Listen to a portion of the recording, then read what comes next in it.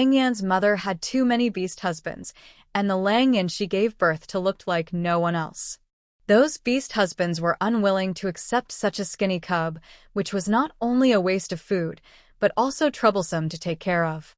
So, Lang Yan was abandoned in the forest before he reached adulthood. The forest was full of wild beasts, and the cubs could basically not survive in it. In the end, it was the chief who went out hunting and brought back the dying Lang Yan. No female orc in the tribe was willing to adopt Lang Yan, so the chief adopted him under pressure. In those years, life in the tribe was very difficult, and there were often stray orcs who invaded and robbed the tribe of food. There was not much food left in the tribe, and the female orcs had to enjoy it first, and the old, weak, sick, and disabled orcs basically could not get any food. Lang Yan, a skinny and sickly beast cub, naturally had no food to share. It was the little bit of food left from the chief's teeth that kept him alive. Until a few years ago, when the chief went out hunting, the skinny Lang Yan was ridiculed as a waste by the orcs of the same age, saying that he was not worthy of staying in the tribe, and tricked him into the forest and never came out again. 3 days later, Lang Yan dragged his bruised body back to the tribe step by step. It was also from that time that he awakened his supernatural powers. After that, no orc dared to bully Lang Yan. Listening to Jiao's narration of Lang Yan's past, Su Qianqian felt an indescribable taste in her heart, depressed and uncomfortable. She could personally experience the state of mind of Lang Yan being despised and abandoned by the orcs in the tribe because she had been abandoned and despised by her parents all her life. In fact, Lang Yan was more unfortunate than her. At least she had grandparents who took care of her throughout her childhood, but Lang Yan had no one except the chief who often went out hunting. After so many years, I know Lang Yan has always been brooding over being abandoned, and has always hated the mother who abandoned him. I can understand him. Jiao pulled the corners of her lips and smiled bitterly. Qianqian, you may not know that when my mother died, Lang Yan didn't even shed a tear, nor did he look at her. Is he very cold and heartless? However, he is so cold and heartless to any female. Su Qianqian didn't speak. She remained silent. As an outsider, she couldn't say whether Lang Yan's behavior was right or wrong. After all, being abandoned by his biological mother since childhood and being disliked by the entire tribe would not be a pleasant experience for anyone. Qianqian, you are the only female I have ever seen treated specially by Lang Yan. Jiao sniffed, suppressing the bitterness in her voice, but I can understand that, a female as kind and gentle as you, I can't help but want to be nice to you. But Lang Yan has been alone for so long and has never experienced the tenderness and sincerity of a female. If you want to find a beast husband in the future, can you consider Lang Yan first? Su Qianqian looked at Jiao steadily, and after a long while, she solemnly uttered a word. Okay. Qianqian, you're so nice. Jiao hugged her excitedly. Su Qianqian scratched her head a little embarrassedly. She was not optimistic about this matter. Her current appearance was not considered good-looking in the beast world where health and strength were beautiful, and her face was covered with black mud. She didn't believe that Lang Yan would like her. Lang Yan probably felt sorry for her, and seeing her was like remembering his childhood self, and wanted to make up for his childhood self, so he took special care of her. After thinking about it, Su Qianqian looked at the small animal skin bag in her hand. She pinched out a small pinch of coarse salt and sprinkled it evenly on the brown flesh of the red fruit. Jiao exclaimed in surprise. Qianqian, this is precious sea crystal sand. How can you? Su Qianqian interrupted her with a smile. Try it first. Jiao was stunned for a moment and subconsciously took a bite. The originally soft and delicious flesh had a salty and sweet taste, which made it even more delicious. She widened her eyes in surprise. Qianqian, how come you can do everything so amazing? Su Qianqian smiled and said nothing. If she hadn't worried about Jiao's suspicion, she would have wanted to sprinkle some pepper on it so that it would taste better. Salt is something that you can get as much as you want in the plain trading system, and the price is very cheap. The roasted red fruit is a rare delicacy. Everyone gathered in the center of the square of the tribe, celebrating and encouraging. It was so lively. Su Qianqian sat alone in a corner, watching the orcs in the tribe gather together to dance around the fire. Perhaps because she hadn't slept all night, she gradually felt drowsy. Unconsciously, Su Qianqian dozed off against the wall. The air at dawn was still a little chilly, and a breeze blew gently, blowing the hair on the girl's forehead. As if disturbed by the breeze, the girl's long and dense eyelashes trembled slightly. Lang Yen came to her side without knowing when, sat down silently, and covered the girl with the wool blanket in his hand. The broad back blocked the cold wind and the noisy noise in the square. When Su Qianqian woke up, she found herself lying in the cave. She was covered with a thick and warm wool blanket. The fur was white and clean, and the whole skin was brand new. She touched it and it felt soft and warm. Su Qianqian was stunned. Whose wool blanket was this? She remembered that Jiao had said that in the beast world, woolen skin was the most precious. It was not only warm and durable, but also had many uses. It could be made into animal skins, mattresses, quilts, carpets, etc. Especially in the cold, snowy season, a piece of woolen skin could help the beast men survive a long and difficult winter.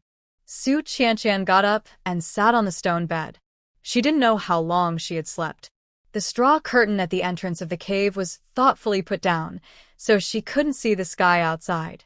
She got up and walked over to open the straw curtain. It was indeed bright outside. The afternoon sun was a little hot, and it made people's eyes a little dizzy. Su Qianqian quickly put down the straw curtain. She rubbed her temples twice. She didn't expect that she had slept for a whole morning. She didn't know who brought her back. After thinking about it, she looked back at the cave. This person not only brought her back, but also brought back the red fruits and animal skins given to her by the orcs in the tribe. The animal skins were neatly stacked in the corner, and there were 2 large piles of red fruits. If the cave she lived in was not big, she might not be able to put these things. Su Qianqian waved her hand and put all the animal skins into the storage bag. It is not safe to leave this thing outside, and it must be placed in one's own storage bag to make people feel at ease. As for the 2 piles of red fruits, Su Qianqian thought about it, opened the plane trading system, and clicked on the chat interface of the interstellar plane merchant. Hello, I have more than 200 red fruits here. Do you still want them? I don't know if the other party is online at any time.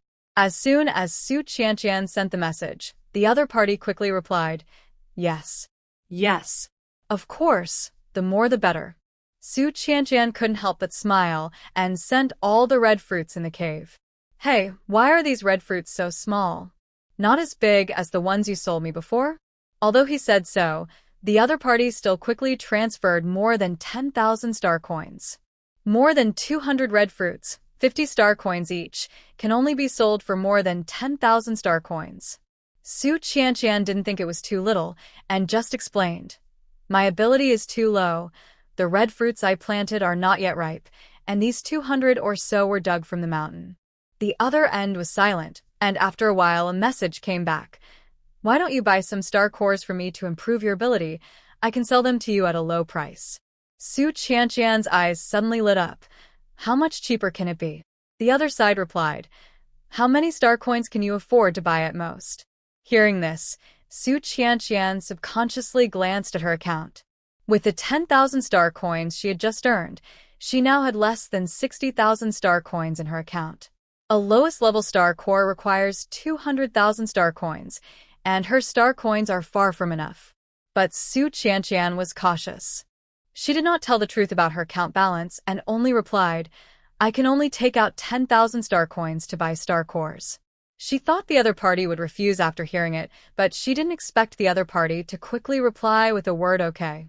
Then, a low-level star core worth 200,000 star coins was sent over.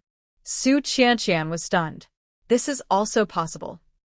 10,000 star coins can really buy a star core worth 200,000 star coins. Su Qianqian sent 10,000 star coins, and then successfully received the star core worth 200,000. The star core blooming with bright starlight fell into her hands, and Su Qianqian's face was still a little incredible. We did this kind of transaction with a wrong price and were not warned by the plane system? She sent a sentence with emotion. The other party replied, because the trade between the plain merchants can be successful as long as it is within the reference price range. Within the reference price range? Su Qianqian was stunned for a moment, and then thought that the trading price of all plain commodities should start from 1-star coin, just like her red fruit. The reference price is also between 1 and 200. Thinking of this, Su Qianqian suddenly felt a little bit of a loss. If she had known that she could buy it at such a low price and the other party was so easy to talk to, she would have called the price even lower. But this idea was just a thought. Su Qianqian was not shameless enough. People bought her things at a low price out of kindness. How could she cheat them? She sent a thank you to the other party and promised to speed up the ripening process of the red fruit and sell it to him as soon as there was a red fruit. After doing all this, Su Qianqian looked at the star core in her palm. Different from what she imagined, it was a small one, like a fragment of a falling meteorite, and it was pitch black, but it exuded bright starlight like the stars in the night sky, which was very beautiful. The energy spread along her palm all the way to her entire arm, and wherever it passed, a warm feeling overflowed. Su Qianqian couldn't help but squint her eyes and enjoy it. It was a very wonderful feeling, as if something had run into her body, strengthening her body little by little. She felt more energetic than ever before. Su Qianqian retracted her palm and saw that the starlight on the star core was slightly dimmed. She quickly put the star core away. Don't rush to absorb this thing. According to the routines she has read in novels for many years, this thing should generally be absorbed after the supernatural power is exhausted, so that the effect can be maximized. After thinking about it, Su Qianqian lifted the straw curtain and walked out of the cave. She went to see the red fruit field. As expected, the high temperature of the Beast World continent has made the red fruit vines wilted in the sun. She quickly took out the 2 large jars of water in the storage bag and watered the fields. After watering, the red fruit immediately became fresh and lively, and the newly grown vines were also green.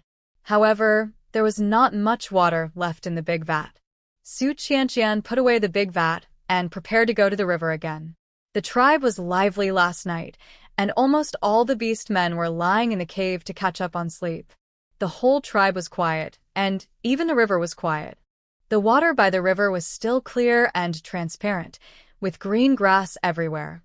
The sun was like broken gold sprinkled on the river surface, like a mirror, reflecting the blue sky and white clouds. Su Qianqian stood by the river and looked up. The scenery in the distance was beautiful, and the air was fresh.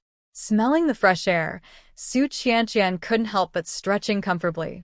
It must be said that although this Beast World continent is a little backward, the environment and air are excellent, and there is no trace of pollution at all.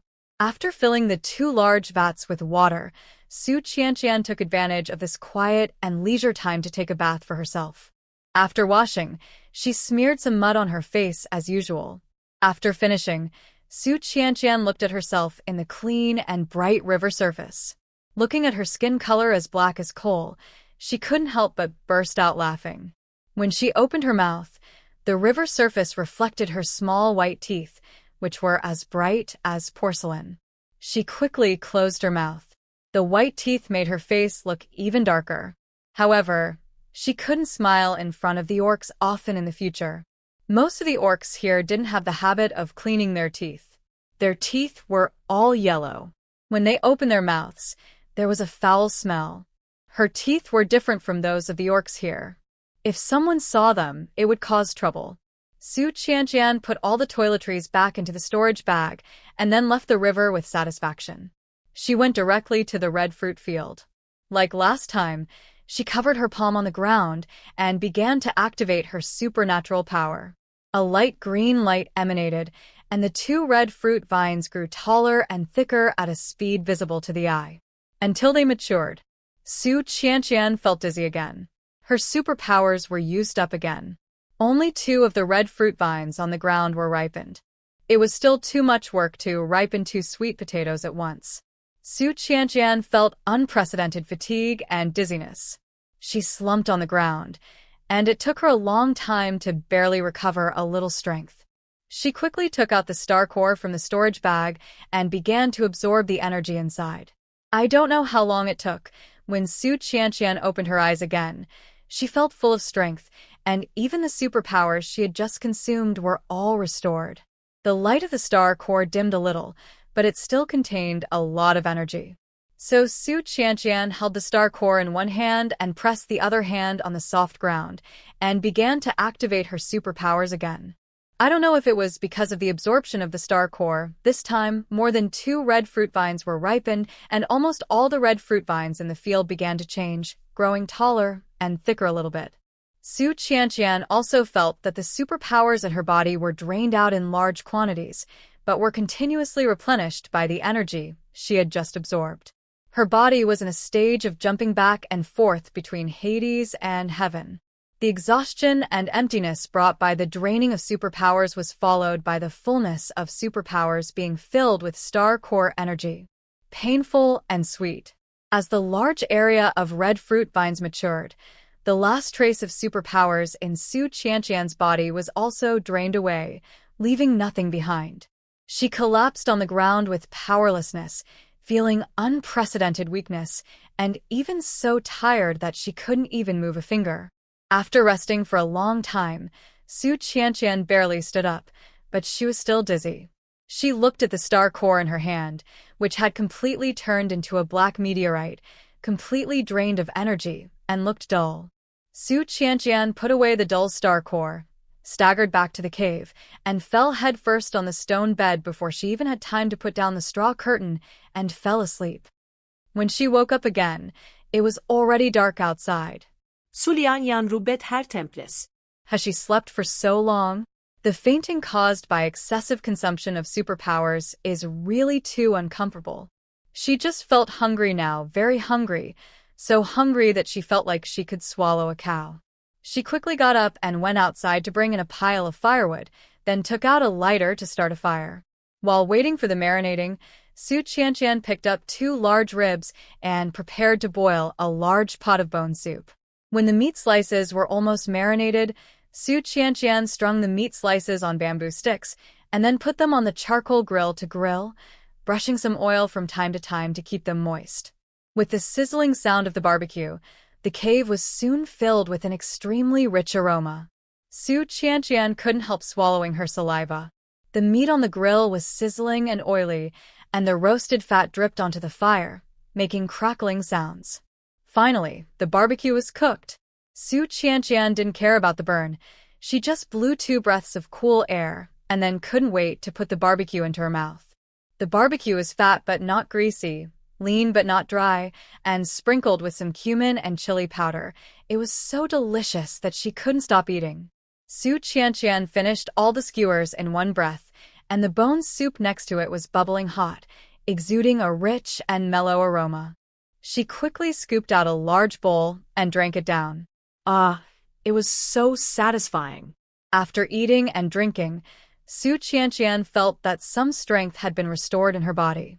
After a short rest, Su Qianqian couldn't bear it anymore when she thought of the red fruit field that had been ripened before she fell asleep.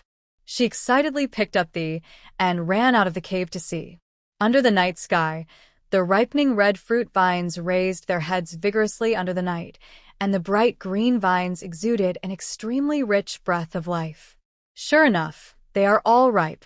Su Qianqian suppressed her joy, pulled all the red fruit vines aside, and then used to loosen the surrounding soil slightly, and began to dig the soil and dig the red fruits. There were almost 5 or 6 red fruits as big as watermelons under each vine, and each one weighed 5 or 6 pounds. Su Qianqian completely forgot about the hard work, and after working hard for most of the night, she finally dug out all the red fruits in the whole field. At last, she counted them and found that there were more than 300. I'm rich. I'm rich. Su Qianqian jumped up with almost no way of hiding her joy, and with a wave of her hand, she put all the red fruits on the ground into the storage bag. These are high-quality red fruits that she ripened with supernatural powers. Each one can be sold for 200 star coins. 300 red fruits are more than 60,000 star coins. Su Qianqian opened the plane trading system and immediately sent these more than 300 red fruits to the merchant in the interstellar plane. So fast. The other party was even more excited than her. It seems that my star core is quite effective. Yes, I can ripen so many red fruits at once, thanks to your star core. Su Qianqian replied with gratitude. This star core not only helped her ripen the entire red fruit field, but also improved her ability. Su Qianqian could clearly feel that her ability was much stronger than before. If her previous ability could only ripen 2 red fruits at a time, now she felt that she could ripen at least 5 at a time. Looking at the 60,000 star coins coming from the other side, Su Qianqian couldn't help but sigh. Sure enough, it's faster to earn star coins from farming. It would be great if I had a spiritual field space that I could carry with me, just like in the novel, with endless spiritual fields where I could grow countless crops and a top-level spiritual spring next to the spiritual field that could speed up the growth of crops. That would be perfect. After thinking about it, Su Qianqian couldn't help but open the plain trading system and searched it. Sure enough, such a spiritual field space was really sold in the Xiaoxian plain. This spiritual field space can be recognized by dripping blood like a storage bag. Once recognized, the owner can enter and exit freely, farm, build houses, be self-sufficient, and live a carefree life. No matter what kind of danger happens outside, it will not affect the life in the spiritual field space. Su Qianqian was more and more excited as she looked at it, and she wanted such a spiritual field space too much. However, when she saw the 10 billion selling price, it was immediately like a basin of cold water poured down on her head, extinguishing Su Qianqian's excited heart. 10 billion. She may not be able to afford it in her lifetime. Never mind, this kind of thing is not something she can dream of. Su Qianqian rubbed her disappointed face and quickly cheered up. She remembered the bear gallbladders and bear paws that she had put on the shelf before, and she didn't know if they were sold. Su Qianqian clicked on the window of the goods and took a look. It was very disappointing that no one was interested in the bear gallbladders and bear paws she put on the shelf. Why is this happening? Su Qianqian was a little confused. These bear gallbladders and bear paws are extremely precious Chinese medicinal materials. They should be very popular. How could no one buy them? Did she set the price too high? Su Qianqian looked at the bear gallbladders and bear paws priced at 80,000 and 100,000 star coins respectively, and fell into deep doubt. This price was set according to the highest reference price given by the system. It should not be too high. Soon, Su Qianqian figured out the reason. The plane trading system is a divine tool that connects thousands of planes. The bear paws and bear gallbladders that she thought were very precious were not valuable in the eyes of those plain merchants who were used to seeing good things. Especially in the Xiaoxian plain, there were more valuable monster meat, monster leather, monster pills. Her bear gallbladders and bear paws seemed mediocre. Su Qianqian sighed deeply. There was nothing she could do about it. How could her bear paws and bear gallbladders compare with the monsters in the Xiaoxian plain? Then, how about lowering the price a bit? Su Qianqian thought about it for a while and finally gave up the idea. Anyway, she was not in a hurry to use the star coins now. She would wait and see. If no one bought it, it would not be too late for her to lower the price. After thinking about it, Su Qianqian put all the more than 10 animal skins that she had exchanged for making straw sandals for the beast men last night on the plain trading system. The selling price was adjusted to the highest price given by the reference price. Again, she was not in a hurry to use the star coins now, and she would try to maximize the price of the goods. Anyway, there are 3,000 planes in this world, and there will always be merchants who are interested in her animal skins. After putting the goods on the shelves, Su Qianqian immediately bought another 100 pairs of straw sandals. The price of these straw sandals was much cheaper, and she specifically bought the straw sandals woven from hay, so in total it only cost her more than 50 star coins. Of the 100 pairs of straw sandals, she only took out 10 pairs and placed them in the cave, and put the rest into the storage bag. With her ability, she could only weave 10 pairs of straw sandals a day at most, and taking out too many at one time would be suspicious. The next day, as soon as it was light, many orcs came to find her. Su Qianqian was waiting at the entrance of the cave early. The orcs who came were almost all males. When they saw the 10 pairs of straw sandals neatly placed at the entrance of the cave, they all rushed forward. I came here first, little female. You change first. These are the animal skins I prepared. Don't push. I also brought animal skins, little female. I want to change 2 pairs of straw sandals, can I? Hey, you, an orc, have to change 2 pairs. What about the other orcs? Obviously, there were more orcs coming, and 10 pairs of straw sandals were not enough to change, so the orcs quarreled over these 10 pairs of straw sandals. Su Qianqian cleared her throat and stopped them, saying, "Do-ent rush. I promised the chief that I would weave a pair of straw sandals for every orc in the tribe. So don't be discouraged if you didn't get one this time. Come back tomorrow. I'll try harder tonight and make as many pairs as possible so that everyone can wear shoes." Okay. The orcs nodded hurriedly when they heard this. Then we'll come to you tomorrow. Little female, you're so kind. Some orcs were moved and said, "You not only taught us how to roast red fruits, but you also always think about the orcs in our tribe and make straw sandals for us. You are really a great benefactor of our gray wolf tribe." Su Qianqian was a little embarrassed by what she said and waved her hands repeatedly, saying that it was what she should do.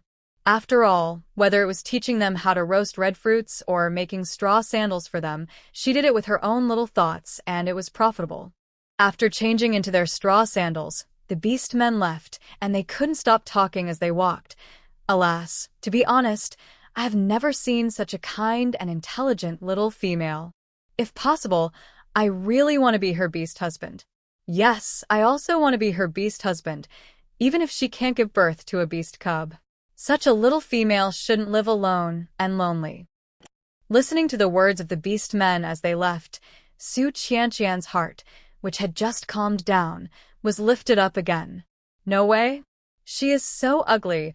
How can there be beast men willing to be her beast husband? Su Qianqian sighed helplessly. Fortunately, no male in the Grey Wolf tribe dared to force the female. As long as the female didn't want to form a partner, she could remain single, but no one would take care of her. Fortunately, she was not like the females on the Beast World continent. They were lazy and accustomed to the care and support of males. Once they lost the males, they couldn't survive. Even if she was alone, she could live well. After thinking about it, Su Qianqian packed up the more than 10 animal skins and prepared to return to the cave. At this time, another orc came. She didn't even raise her head, thinking that he came to exchange straw sandals, so she said, "Sorry, we have run out of straw sandals. Come back tomorrow if you need them." The other side didn't say anything. Su Qianqian looked up at this time, and it turned out to be Lang Yan. Under the blue sky and white clouds, the tall figure of the man blocked the large, slanting sunlight. His face looked a little different under the backlight, and her expression could not be seen clearly. She could only barely see the arc at the corner of his lips. "It seems that your business is good." Lang Yan glanced at the neatly folded animal skins beside her and spoke in a light voice. "Why are you here?" Su Qianqian smiled. As she spoke, she seemed to remember something and quickly turned back to the cave. After a while, she took out a pair of straw sandals and handed them to him. "Here, put them on quickly." Lang Yan's eyes were fixed on the pair of straw sandals, and after a while he said, "I didn't bring any animal skins." Su Qianqian smiled and said, "This is specially prepared for you. I won't take your animal skins. Put them on quickly. Besides, the wool blanket is enough to exchange for this pair of straw sandals." Hearing this, Lang Yan paused. He looked at Su Qianqian deeply, then took the straw sandals and put them on. Su Qianqian lowered her head to look at them and nodded involuntarily. "It really fits my feet very well." This is the largest shoe size, she picked specifically. A 2-meter-tall man cannot wear ordinary shoes. After thinking about it, Su Qianqian asked back to the original topic. "By the way, Lang Yan, what do you want to see me about?" Lang Yan said, "The clan leader wants to see you." "See me?" Su Qianqian was stunned. What does he want to see me about? Probably about the red fruit. As he said that, Lang Yan subconsciously turned his head to look at her red fruit field. However, the red fruit field had been hoed clean by Su Qianqian last night, leaving only some red fruit vines on the soft soil. He frowned almost invisibly, Did you do it alone? Shukyangkyan nadit subconsciously, yes. After saying that, she felt that her actions might be suspicious, so she added, I think that field is too small and far from the river, so it is not convenient to water it, so I thought about digging out the red fruit vines and finding a new field to plant. However, after she finished speaking, Lang Yan's brows furrowed even deeper. Don't do so much work by yourself next time. It's okay, I'm used to it. Su Qianqian waved her hand nonchalantly. This is only half an acre of land. When she was a child in her hometown, she often helped her grandparents with work and did more than this. Your former tribesmen, were they very bad to you? The man suddenly asked. His voice was low, but inexplicably cold. Ah? Su Qianqian looked up in surprise and happened to meet the man's gray-blue eyes. His deep eyes were still calm, but I don't know if it was because the sunlight above his head was too hot. There was no gentleness in his eyes, like sinking into the sea in the dark night, undercurrents surging. For some reason, being looked at with such eyes, Su Qianqian felt a chill in her heart, as if she remembered the black bear that was slapped to death by Lang Yan that night. Her eyelids trembled unconsciously, and she quickly changed the subject. Yes, by the way, didn't you say that the tribe leader wanted to see me for something? Let's go quickly, and don't let the tribe leader wait anxiously. After that, she quickly pulled Lang Yan to the cave where the tribe leader lived. Lang Yan was caught off guard and was stunned.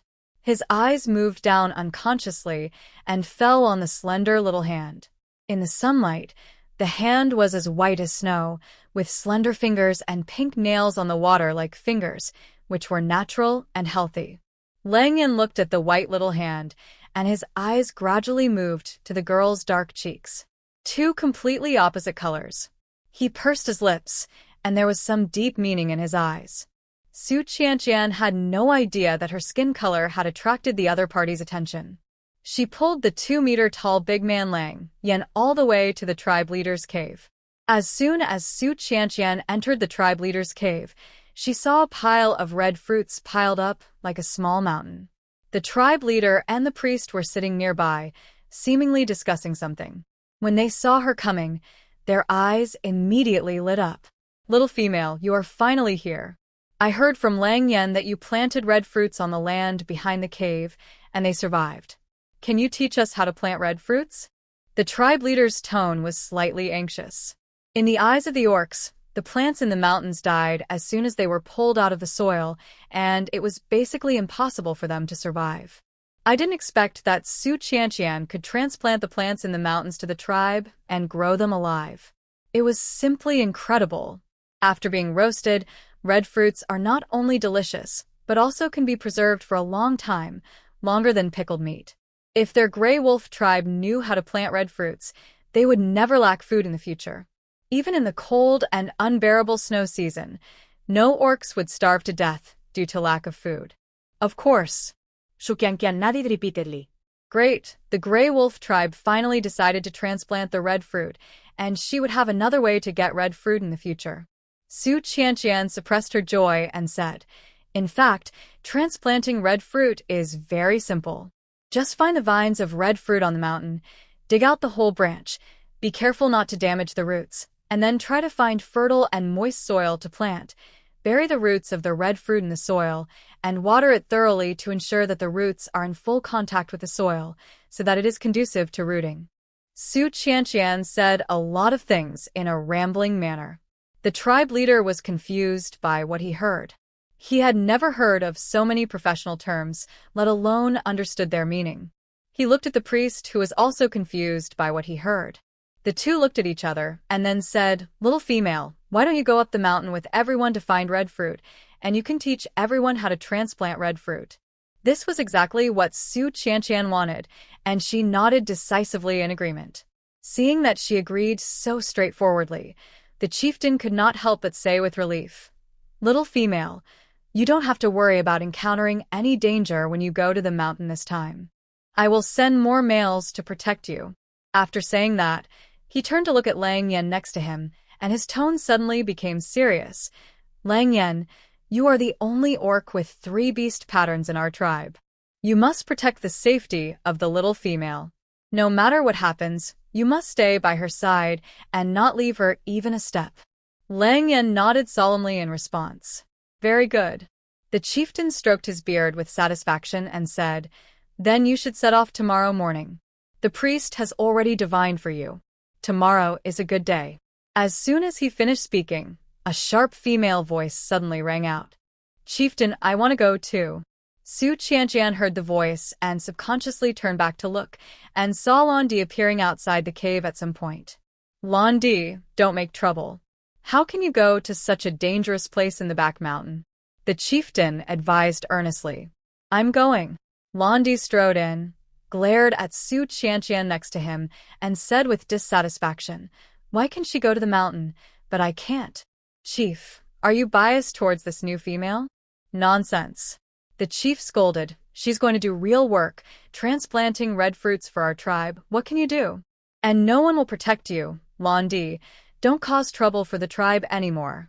After being scolded by the chief, Lan Di's cheeks flushed red in an instant, and she was speechless. She glanced at Su Qianqian next to her, with a hint of unwillingness in her eyes. But in the end, she still said nothing, turned around and left. Watching Lan Di's departing figure, the chief couldn't help but sigh with worry. Alas, this Lan Di is too disobedient. I hope she won't cause any more trouble. As he spoke, he cast his gaze on Su Qianqian, who was standing opposite him. She stood there with a well-behaved face, looking quiet and sensible and obedient, totally unlike those spoiled females in the tribe. His eyes suddenly showed some relief, and for the first time he affectionately called out Su Qianqian's name. Qianqian, tomorrow I'll ask you to teach everyone how to transplant the red fruits. Lang Yen, you can send Qianqian back. The two left the cave, and the chief watched Su Qianqian's departing figure and couldn't help murmuring, This little female that Lang Yen picked up is really not simple. She can farm and weave all kinds of things. The priest next to him also said, It is indeed not simple. The day Lang Yen brought her to the tribe, I felt something unusual. Even the altar that had not moved for hundreds of years showed a strange phenomenon. The altar showed a strange phenomenon? Hearing this, the tribe leader's expression instantly became more serious. The altar is a sacred object connected to the will of the beast god. Could it be? Her arrival is some instruction from the beast god? The priest nodded slowly and said, The beast god has not sent down any strange phenomena for hundreds of years. Although I don't know why this strange phenomenon suddenly appeared this time, it must be related to this little female who came from nowhere. Hearing this, the tribe leader frowned slightly. He looked at Su Qianqian's receding back, and his old eyes gradually became deeper. In short, we must treat this person well. As soon as Su Qianqian returned to the cave, she began to prepare to go to the back mountain tomorrow. There were so many red fruits in the back mountain. If she transplanted them all, it would probably take several days. She didn't know how long she would stay in the mountain, so she might as well bring some food with her, so that the beast men wouldn't eat raw meat and drink blood in front of her, and she could only watch dryly. After thinking about it, Su Qianqian took out the flour she had bought earlier, scooped 2 large bowls into the basin, then poured in clean water, stirred it into flocculent and kneaded it into dough, waiting for half an hour to rise. While waiting, she cut a few pounds of fat and lean beast meat, cleaned it, chopped it into mincemeat, then added salt, chopped green onions, 5 spice powder, oyster sauce, cooking wine and other seasonings, and finally bought a few eggs from the plain trading system and beat them in, and fully stirred them into meat stuffing.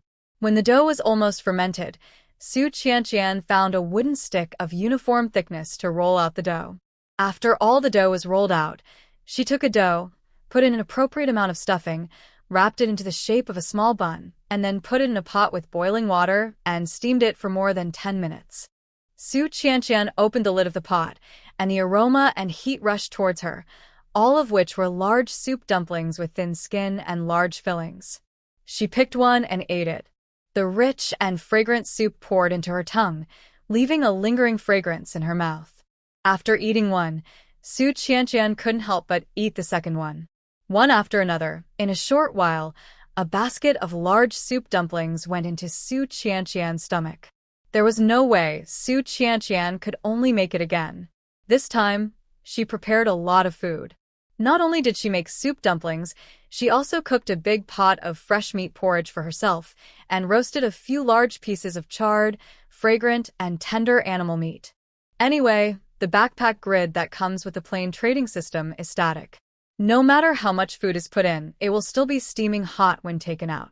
The food is solved, and the remaining is the self-defense weapon.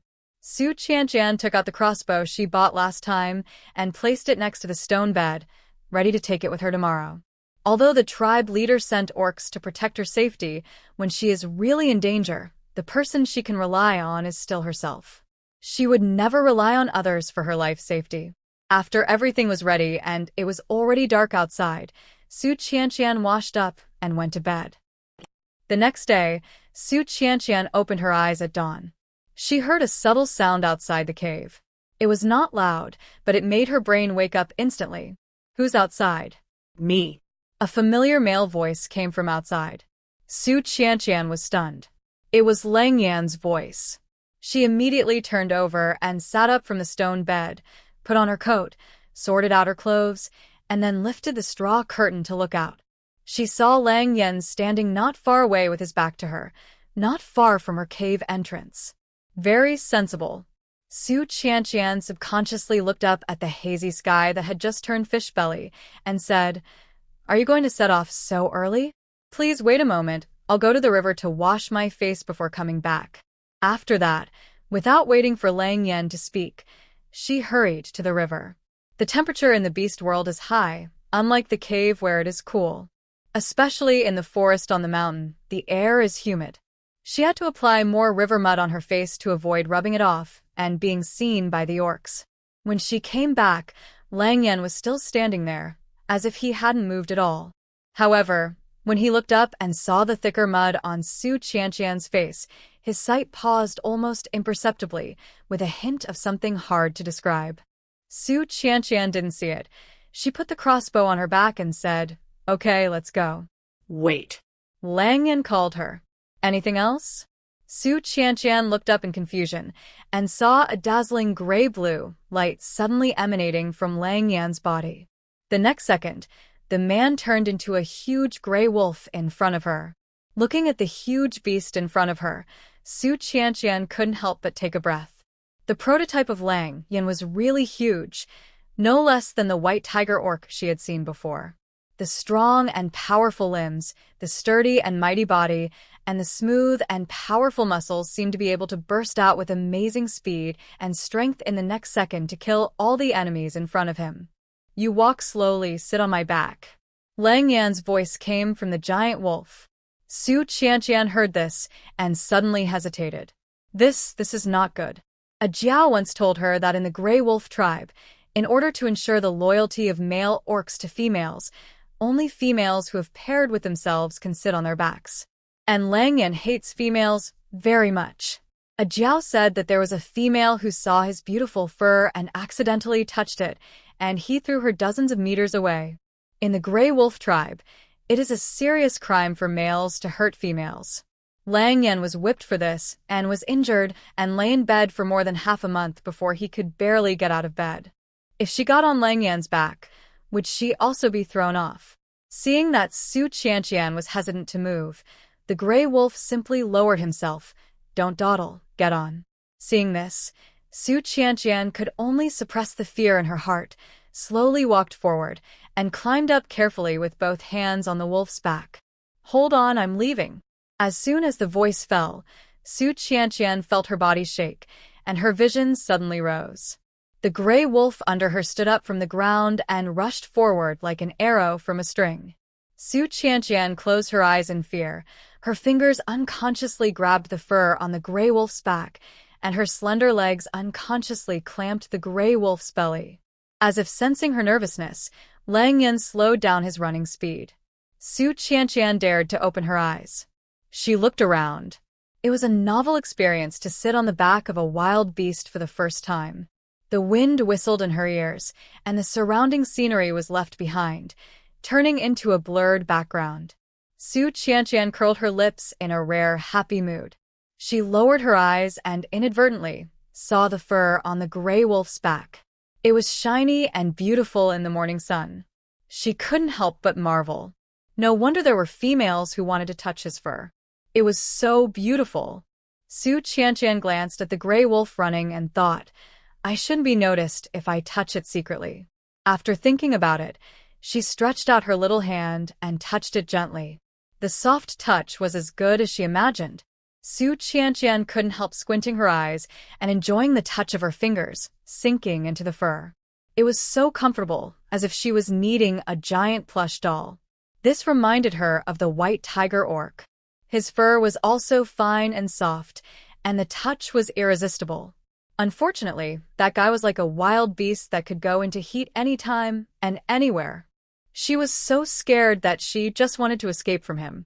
However, Su Qianqian didn't know that when she gently stroked the soft and shiny fur, Lang Yan, who was running, paused almost invisibly, but quickly recovered, as if nothing had happened.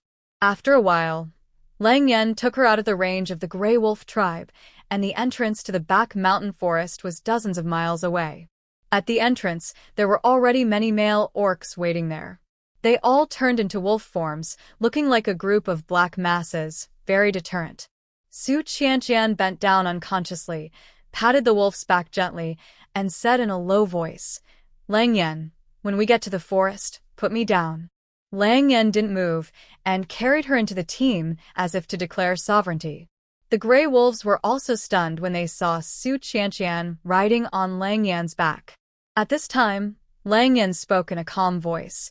The tribe leader asked me to protect your safety, so you better stay on my back. Su Qianqian. All right. It would be a waste if she didn't take the free mount, and she wouldn't have to walk. She was about to nod in response, when she suddenly felt a hostile gaze falling on her. The next second, a voice rang out from the wolf pack. Lanty, why did you follow us secretly? Su Qianqian turned her head subconsciously when she heard this, and saw the bushes next to her shaking slightly, and Lanty walked out of it with a dusty face, looking at her sitting on Lang Yan's back with hatred. Didn't the chieftain forbid you to come with us? The beast men wanted to blame them, but seemed to be hesitant about something, and didn't dare to speak too loudly. How could you sneak into the mountain? It's very dangerous on the mountain. You should go back quickly. What do you care? Lan Di immediately stood up with her hands on her hips. I can go up the mountain if I want. With so many males like you protecting me, how could I get hurt? When facing the chieftain, she was still a little afraid, and didn't dare to refute. But the people in front of her were a group of humble males. How could she, a pampered female, bear their scolding? After that, she looked at Su Qianqian again, and said as a matter of course, Come down quickly, I want to sit on Lang Yan's back. Su Qianqian was almost amused by this domineering attitude. How could someone be so shameless? She said coldly. Why? This is not a tribe now. Do you really think she will still indulge this troublemaker? Lan Di immediately raised his fist. What did you say? How dare you, an ugly freak, disobey my orders? So what if I disobey you? Su Qianqian retorted without any weakness. Do you really think you are the chief of the tribe? Why should others obey you? Yulan Di was so angry that his fingers were shaking as he pointed at Su Qianqian. The orcs next to him couldn't stand it anymore, and quickly stepped forward to smooth things over. Don't be angry, Lan Di. Why don't you sit on my back and I'll take you into the mountains? I don't want to. Lan Di glared at him with disdain, and continued to insist. I want to sit on Lang Yan's back. I want Lang Yan to take me into the mountains. Faced with the unreasonable Lan Di, Lang Yan didn't even look at her, and directly threw down a sentence. Hey Moo, send her back. After that, he took Su Qianqian straight into the mountains. Lan Di was furious when she saw this scene. Haimu, who was about to take her back, was too scared to come forward. I won't go back. If anyone dares to make me go back, I won't give birth to cubs for the tribe anymore. Lan Di gritted her teeth and threatened viciously. After this, the beast men present really hesitated. Not giving birth to cubs for the tribe would mean destroying the tribe's inheritance, and no one could bear such a responsibility. At this time, one of the male beast men came out. Landy, don't be like this. He was Landy's beast husband. He seemed to have long been accustomed to Landy's unreasonable behavior. He softened his voice and coaxed, or I can take you into the mountains. Lang Yen has a cold temper. You will feel wronged if you sit on his back. Landy looked at the beast husband who was humble and humble. After hesitating for a while, she reluctantly agreed. If she was really sent back to the tribe, her plan this time would fail. Thinking of this, Landy glared at Su Qianqian's back in the distance, and then quickly climbed onto her beast husband's wolf back. The sun gradually rose, the clouds became thinner, and the sunlight became increasingly hot. Before the temperature rose completely, everyone finally entered the forest. The trees in the forest were lush and green, with luxuriant leaves and tall treetops that blocked out the sun. It was not too hot for a group of people to walk in the forest. Su Qianqian pulled the crossbow on her back with one hand and carefully wiped the sweat off her face with the other hand. As she expected, although the temperature in the forest was not too high, the humidity was too high.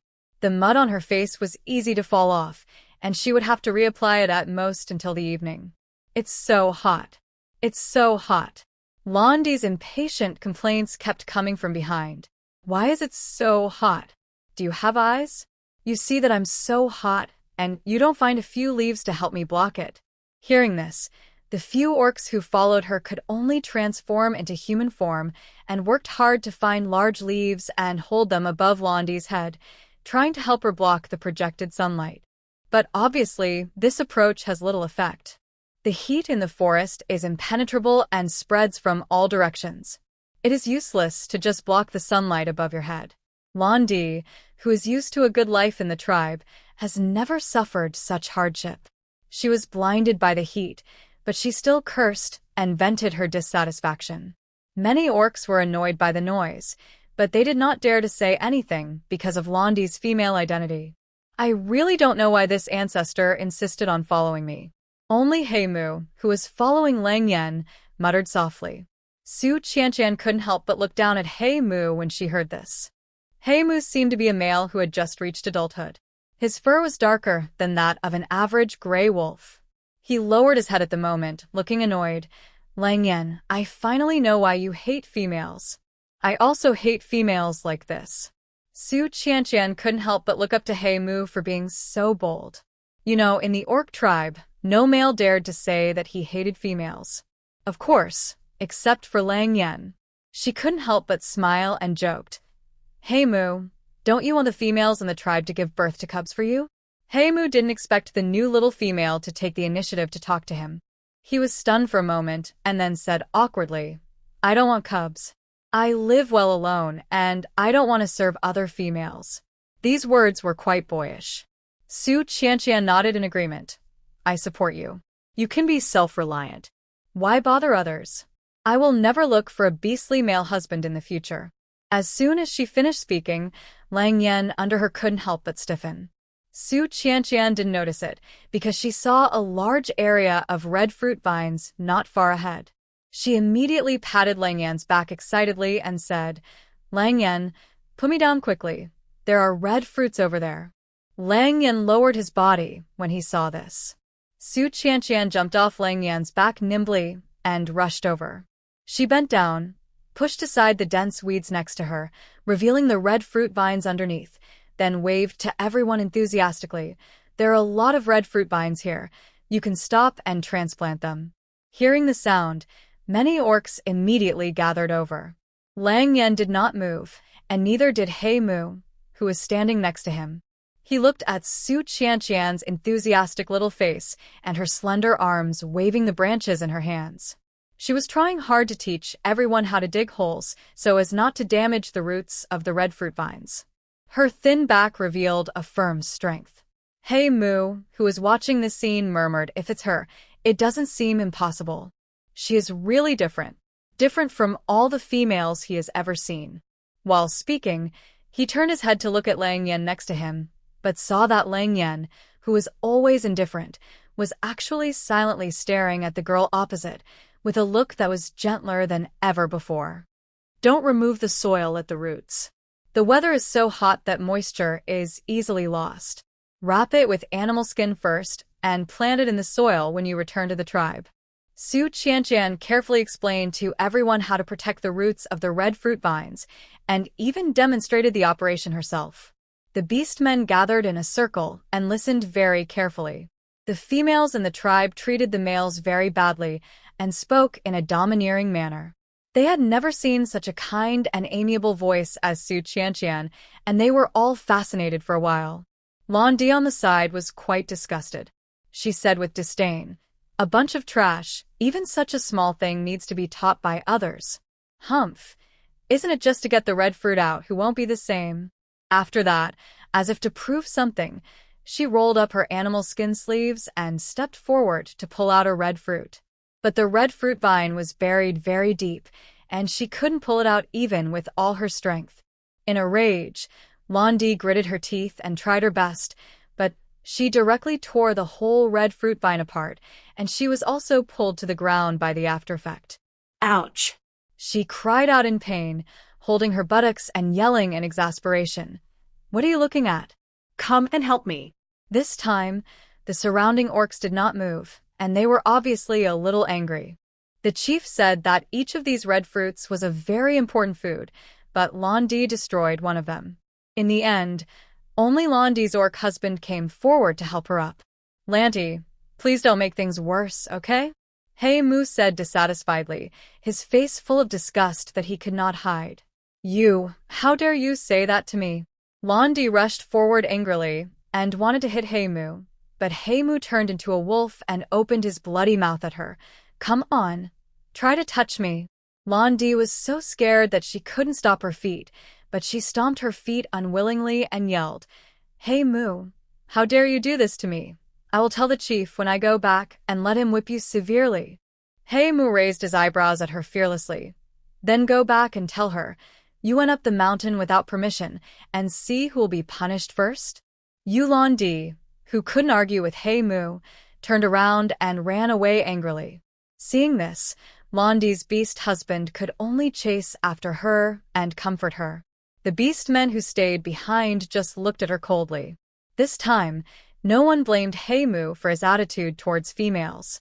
Under Su Qianqian's guidance, the beastmen all transformed into human forms that were convenient for movement, with only their hands maintaining wolf claws. Wolf claws are sharp, and digging the soil is quick and convenient. When the red fruit vines were almost dug out, they turned the wolf claws back into human hands, gently took out the roots of the red fruit vines, and wrapped them with animal skins. Everything was carried out in an orderly manner, and even because there was no Londi to harass them, the atmosphere of everyone working was a lot more relaxed. Su Qianqian saw everyone switching back and forth between human and beast forms freely, and a trace of envy flashed through her heart.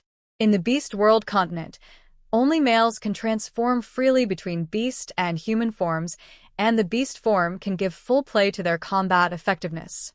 Once female beastmen reach adulthood, they can only be in human form, so they are weak, and their ability to survive and fight in the wild is almost zero. They have no ability to hunt, and often need the protection and support of males. Thinking of this, Su Qianqian couldn't help but sigh. Such a reality the situation cannot be changed, and she is powerless to change anything. She just needs to live her own life. After thinking about it, Su Qianqian looked around and saw that everyone had mastered the method of transplanting the red fruit vine, so she stopped staring at the side and cast her eyes not far away. She wanted to find out if there were any other edible foods in this lush forest besides the red fruit. Soon, Su Qianqian saw the bright red fruits in the bushes not far ahead. It was raspberry. She recognized it almost at first sight and rushed over with surprise. The upright bushes were full of bright red fruits, exuding an attractive mature fragrance. Su Qianqian couldn't help picking one, wiping it casually on the animal skin, and chewing it twice. The flesh was sweet and sour, with plenty of juice, which was very thirst-quenching. Su Qianqian squinted her eyes because it was delicious.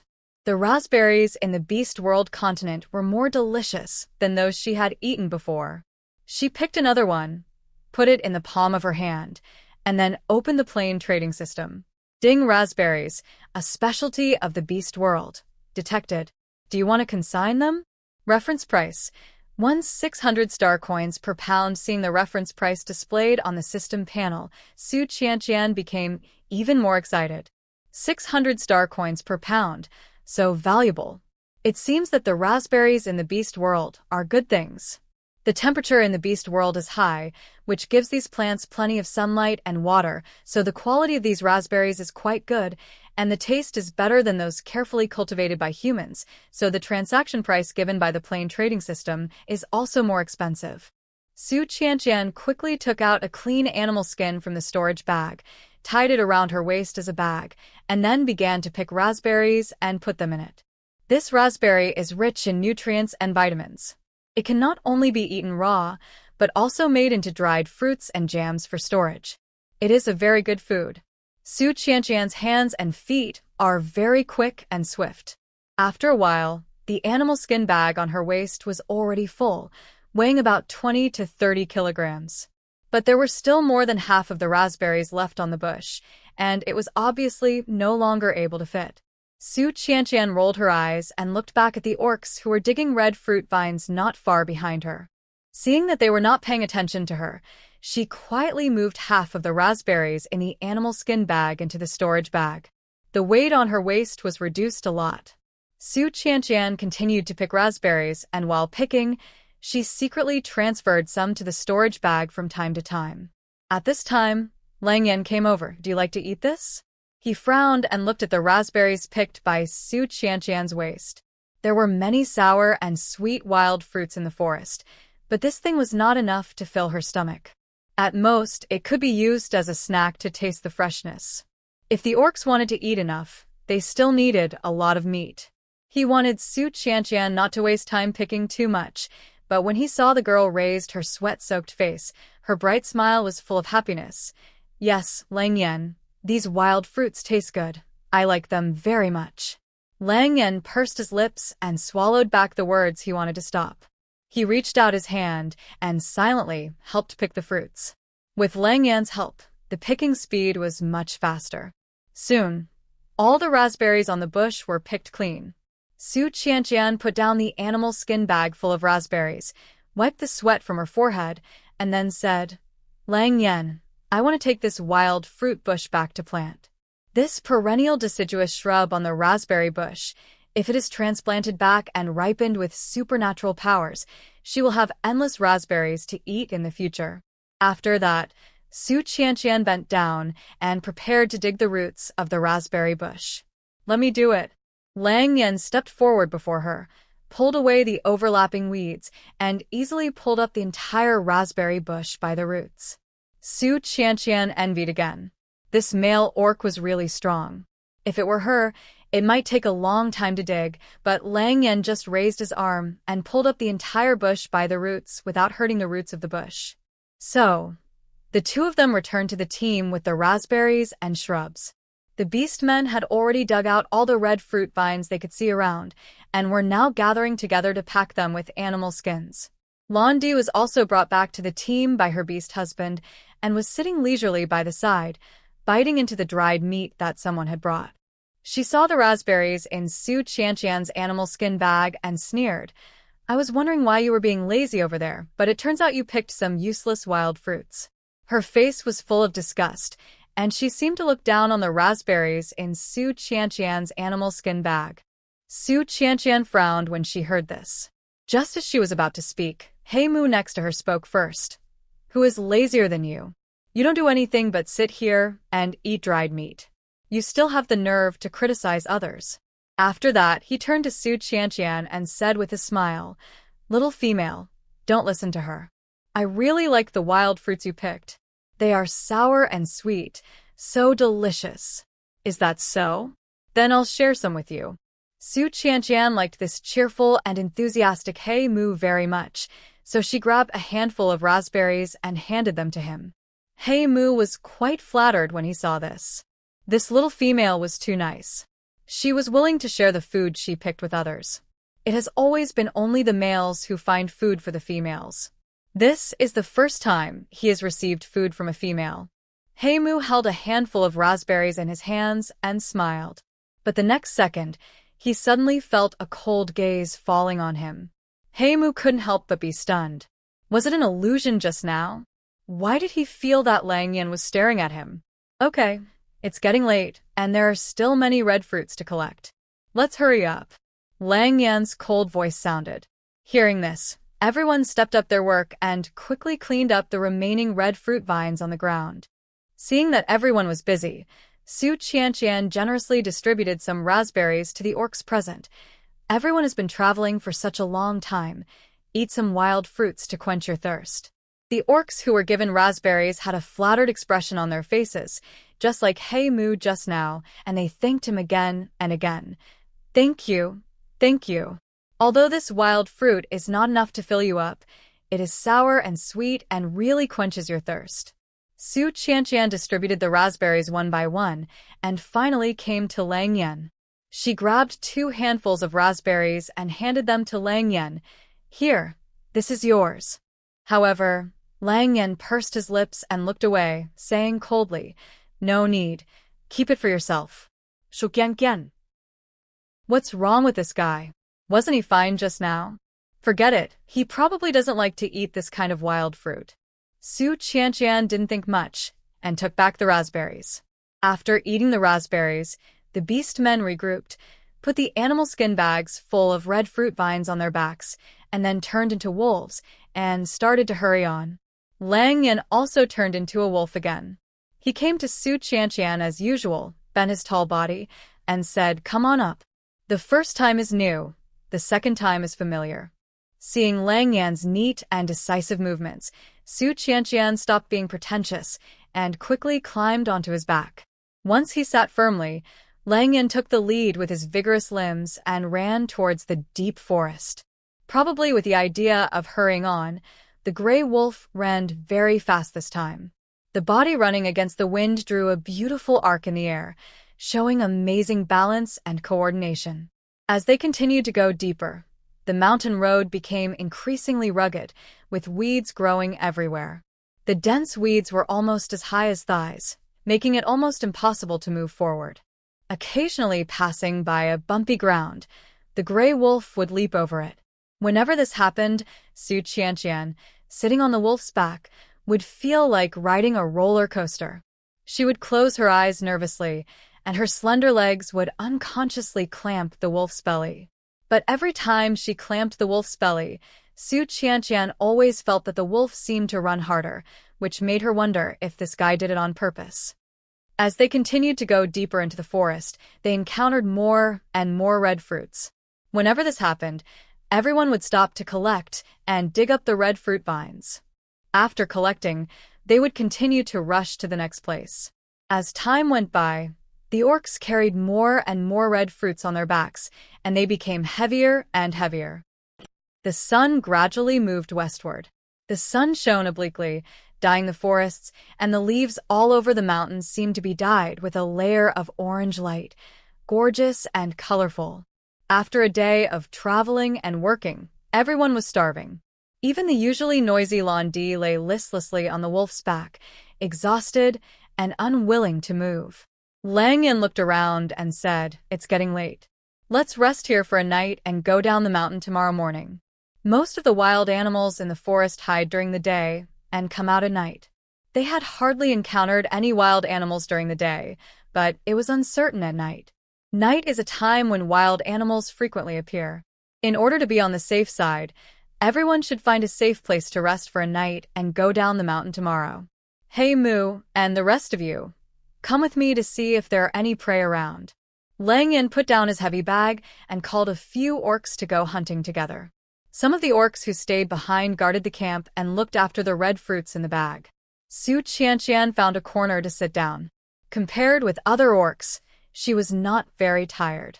Because she had been sitting on Lang Yan's back most of the day and seldom walked, everyone felt sorry for her because she was a female, and apart from asking her to instruct on how to transplant the red fruit vines, they hardly let her do any work.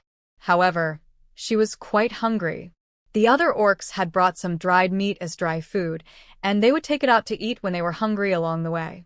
Although she had prepared food, It was not very tasty in front of so many orcs. Now that she had time, Su Qianqian quickly found an inconspicuous corner, turned her back to everyone, and quietly took out a small piece of tender and charred roast meat and stuffed it into her mouth. With her cheeks full, Su Qianqian ate very quickly, but still attracted the attention of others. Lan Di came over, sniffed the lingering fragrance in the air, and asked in confusion, "What are you eating?" Su Qianqian ignored her, turned around and swallowed the roast meat in her mouth. Lan Di was really tempted by the fragrance and went straight forward to pull Su Qianqian's shoulder to check. But Su Qianqian had nothing in her hands. Not only was there no food in her hands, but the food in her mouth had also been swallowed. She scanned Su Qianqian up and down, her eyes fixed on the deflated animal skin bag on her waist. The bag was gray and small, and it didn't look like it was filled with dried meat. Lan Di, who didn't find anything, snorted coldly and said dissatisfiedly, "Humph, don't think I don't know that you eat alone behind our backs." Su Qianqian was amused by this and said coldly, "What's wrong with me eating alone?" She said this bluntly, and Lan Di's face flushed red.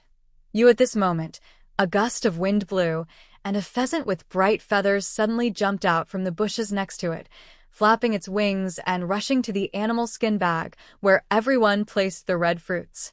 There were a few scattered raspberries there, which should have been accidentally left by an orc. The pheasant picked up the raspberries and ran away, its two short legs running very fast. Everyone was stunned by this scene, and after reacting, they rushed to catch the chicken. "It's the cuckoo beast. It actually stole my wild fruits."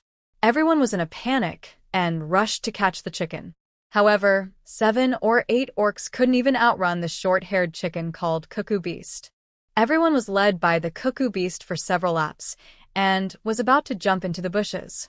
At this time, Su Qianqian took out her crossbow in time, aimed at the head of the Cuckoo Beast, and shouted, "Get out of the way." After speaking, she pulled the trigger, and the arrow flew out and hit the head of the Cuckoo Beast accurately. The Cuckoo Beast fell to the ground and died on the spot. Everyone was stunned on the spot, looking at the Cuckoo Beast on the ground with incredible faces, and then looked at Su Qianqian with a look in her eyes, as if she had seen a ghost. Su Qianqian went forward to pick up the Cuckoo Beast on the ground. It was quite heavy and felt bigger than a turkey. She looked up and saw that everyone was staring at the crossbow in her hand, and there seemed to be some deep fear in their eyes. She was stunned for a moment, thinking that these orcs should have seen such a lethal weapon for the first time, and quickly explained, This is actually a weapon tool inherited from my previous tribe. Don't be afraid. As long as this crossbow is not fired, it will not hurt anyone." An orc swallowed his saliva and looked at the crossbow with some fear in his eyes. "Little female, I saw you hanging it on your back before, and I thought it was some kind of decoration. I didn't expect. This thing is so powerful. Little female, what was the name of your tribe before? How come there are so many inheritances?" An orc spoke carefully. "Also, how come you know everything? Not only do you know that red fruits should be roasted and eaten, but you can also weave straw shoes, make weapons, and farm. You can do everything. You used to be a priest in the tribe, right?" After these words came out, the orcs present looked at Su Qianqian with some awe in their eyes. "Priest? This is a good excuse." Su Qianqian narrowed her eyes, then pretended to be profound and slowly said, "Since everyone has guessed it, I will no longer hide it. I am indeed a priest. All the things I know were taught to me by the beast god in my dreams." "Oh my god. Beast god? You can actually communicate with the beast god.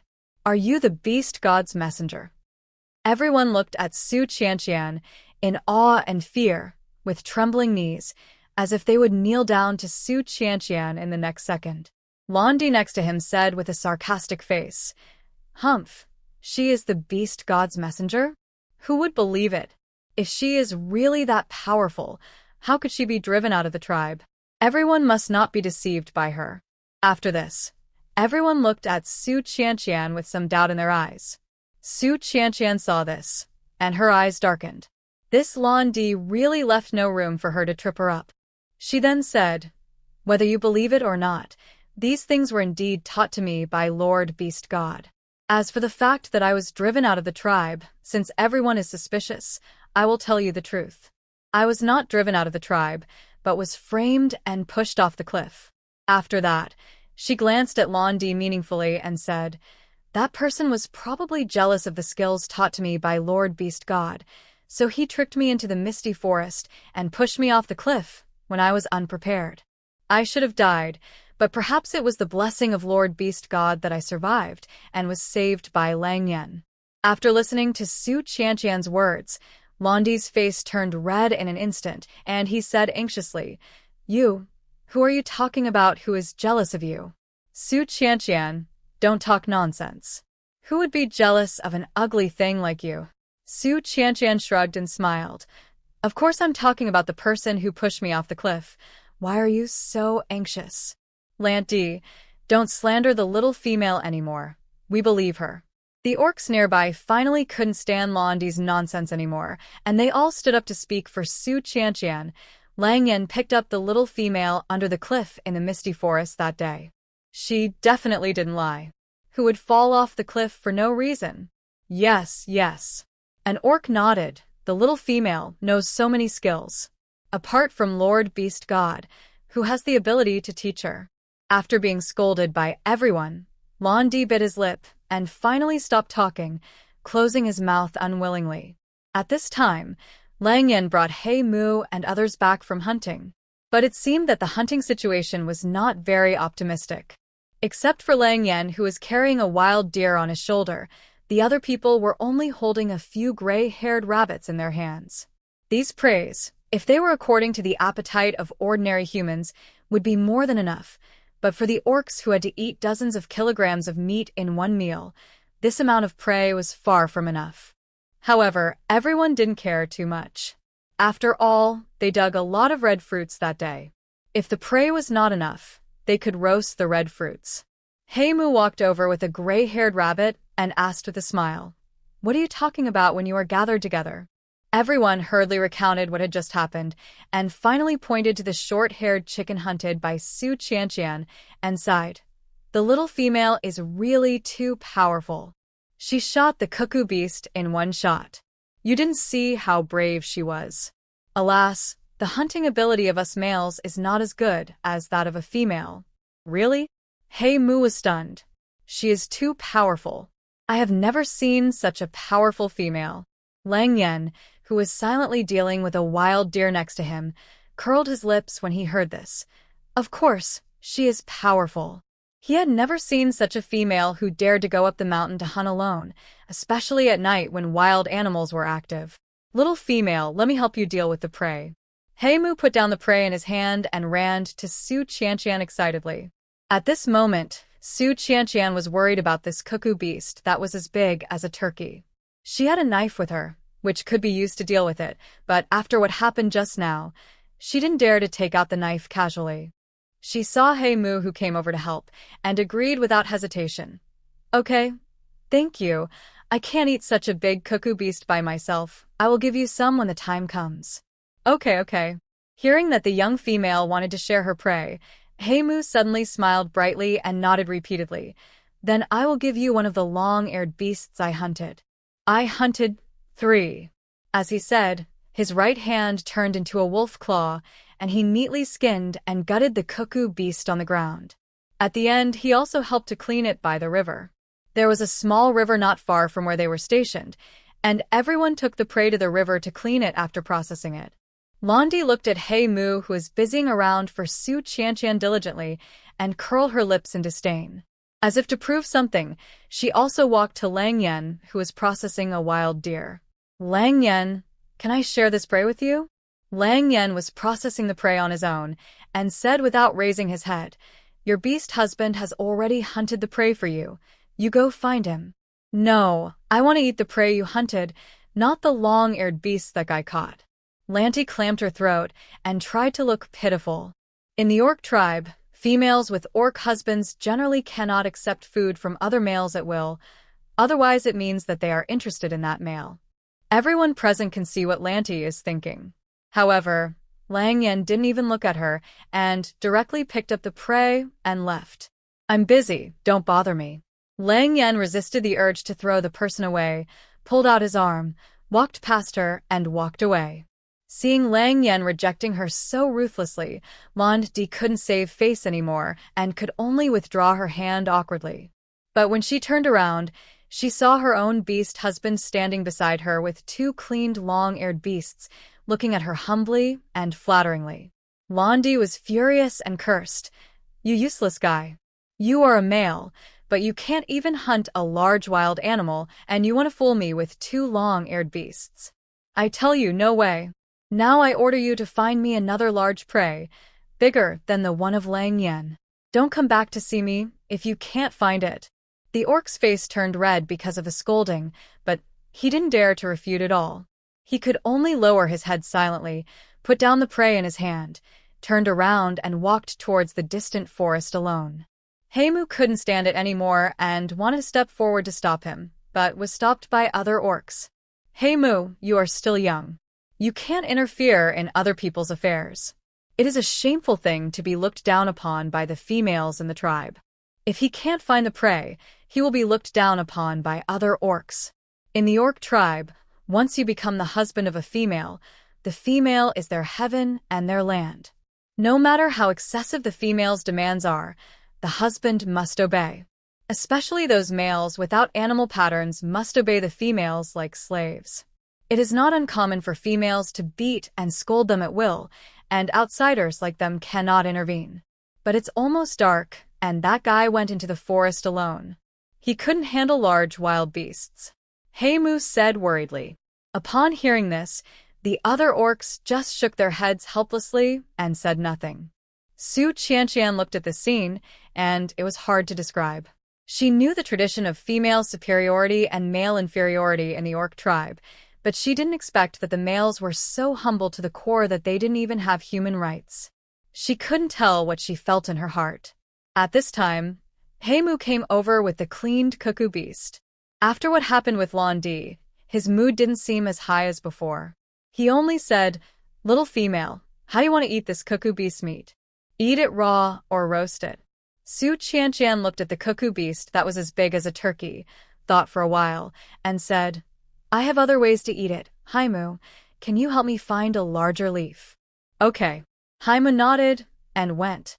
Su Qianqian took out the raspberries picked during the day, crushed them, dripped the juice on the cuckoo beast, and gave it a full-body massage to ensure that the sour and sweet juice could be marinated.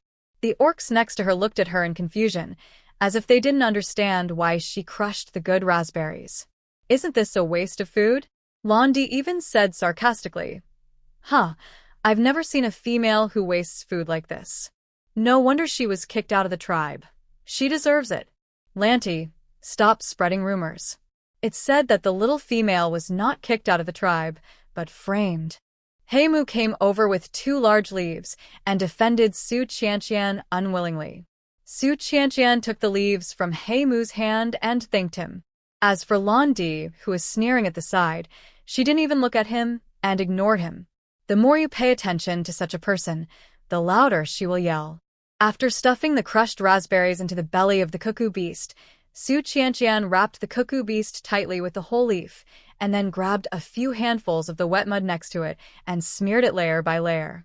Londi, who was next to her, saw this and looked at her as if she was a fool. "I think you are crazy. This is mud, and you actually smeared it on food. Let me see how you eat it." Although the beast men nearby did not understand Su Qianqian's approach, they all remained silent and did not speak out any objection. After all, this was the cuckoo chicken hunted by Su Qianqian herself, and she had the right to do what she wanted with it. Only Londi seemed to have caught Su Qianqian's handle and kept shouting and mocking beside her. Heimu was a little annoyed by what he heard, and turned his head and said, "I think you are sick. Why do you care what the little female does? What does all this have to do with you? This is the cuckoo beast she hunted. She has the right to do what she wants to do with it, and you don't have the ability to do so, so you just sit there and make sarcastic remarks." Yulani was speechless again by Heimu. Seeing this, Su Qianqian couldn't help but look up to Heimu. Although this guy is young, he is really good at talking. Facing Lanty, a female who is not giving in, he will not suffer any loss. Ignoring Landy's clamor, Su Qianqian buried the simplified beggar's chicken covered with mud in the fire and roasted it. Although there were not many prey brought back from this hunting, almost every orc present got meat. Except Lanty. At her feet were two long-eared beasts that had been dead for an unknown period of time. She drove away her beast husband, and there were no orcs to help her deal with the prey. She was used to being spoiled in the tribe, and she didn't even bother to do this kind of chores. Lanty glared at every orc present fiercely and was furious. These lowly male orcs actually watched her being bullied by Hey Moo, the stinky boy, and none of them stood up to speak for her. Are these males rebelling? She is a female, the most precious female orc in the tribe. How dare these lowly males ignore her? Landy gritted ertitinatrid. She would remember the appearance of these males and complain to the tribe leader and the priest as soon as she returned to the tribe. She would make these males receive the most severe punishment. Even if they knelt at her feet and begged, she would not forgive these hateful male orcs. The orcs present had no idea what Landy was thinking. They ignored Landy's vicious eyes and worked on their own, picking up firewood, covering their sleeping place with leaves, and picking up furs on the ground. After doing all this, the orcs finally had time to enjoy the food. Su Qianqian glanced at them and quickly retracted her gaze. It is so bloody that it is hard for a human like her to watch. But this scene is already commonplace in the eyes of other orcs. Hey Moo originally wanted to eat raw meat directly, but when he saw the little female frowning and unable to hide her rejection, he silently put down the raw meat and roasted it on the fire. He glanced at Lang Yan next to him. Unusually, he did not eat raw meat, but picked up a few red fruits and threw them into the fire to roast. Hey Moo was a little confused. Didn't Lang Yan always love meat? Why did he change his temper this time and only eat vegetarian food like red fruits? The fire burned more and more vigorously, and gradually, the barbecue on the rack emitted a burst of meaty aroma. Su Qianqian estimated the time and saw that the beggar chicken in the fire was almost done, so she found a piece of wood and pulled out the black beggar chicken wrapped in mud. She first knocked it with the stick, and the mud on the surface was baked crispy and broke with a knock, turning into crumbs and falling down. The mud was cleaned up, and the layer of leaves exposed on the outside was also roasted yellow. At this time, a faint fragrance was already emanating. The orcs with a keen sense of smell cast their eyes over one after another, and even Hey Moo came over to take a look. Su Qianqian slowly uncovered the layer of burnt yellow leaves under the gaze of everyone. In an instant, an extremely rich fragrance emanated. Every orc present couldn't help swallowing their saliva. The roasted cuckoo beast was golden in color, shiny and oily, and complete in shape. It looked delicious just by looking at it. Su Qianqian pulled off a big chicken leg and handed it directly to the stunned Hey Moo next to him. Try quickly. Hey Moo took it stupidly and took a bite subconsciously. Then, he suddenly widened his eyes and looked at the half leg of Goo Beast in his hand in disbelief. It was so delicious. The roasted crispy skin, the tender and juicy meat, melted in the mouth. He had never eaten such delicious food. Everyone looked at Hey Moo's intoxicated expression and couldn't help but show a little envy in their eyes. Hey Moo was so lucky to be able to eat such delicious food. But this was what he deserved. Hey Moo was young and had a fearless spirit.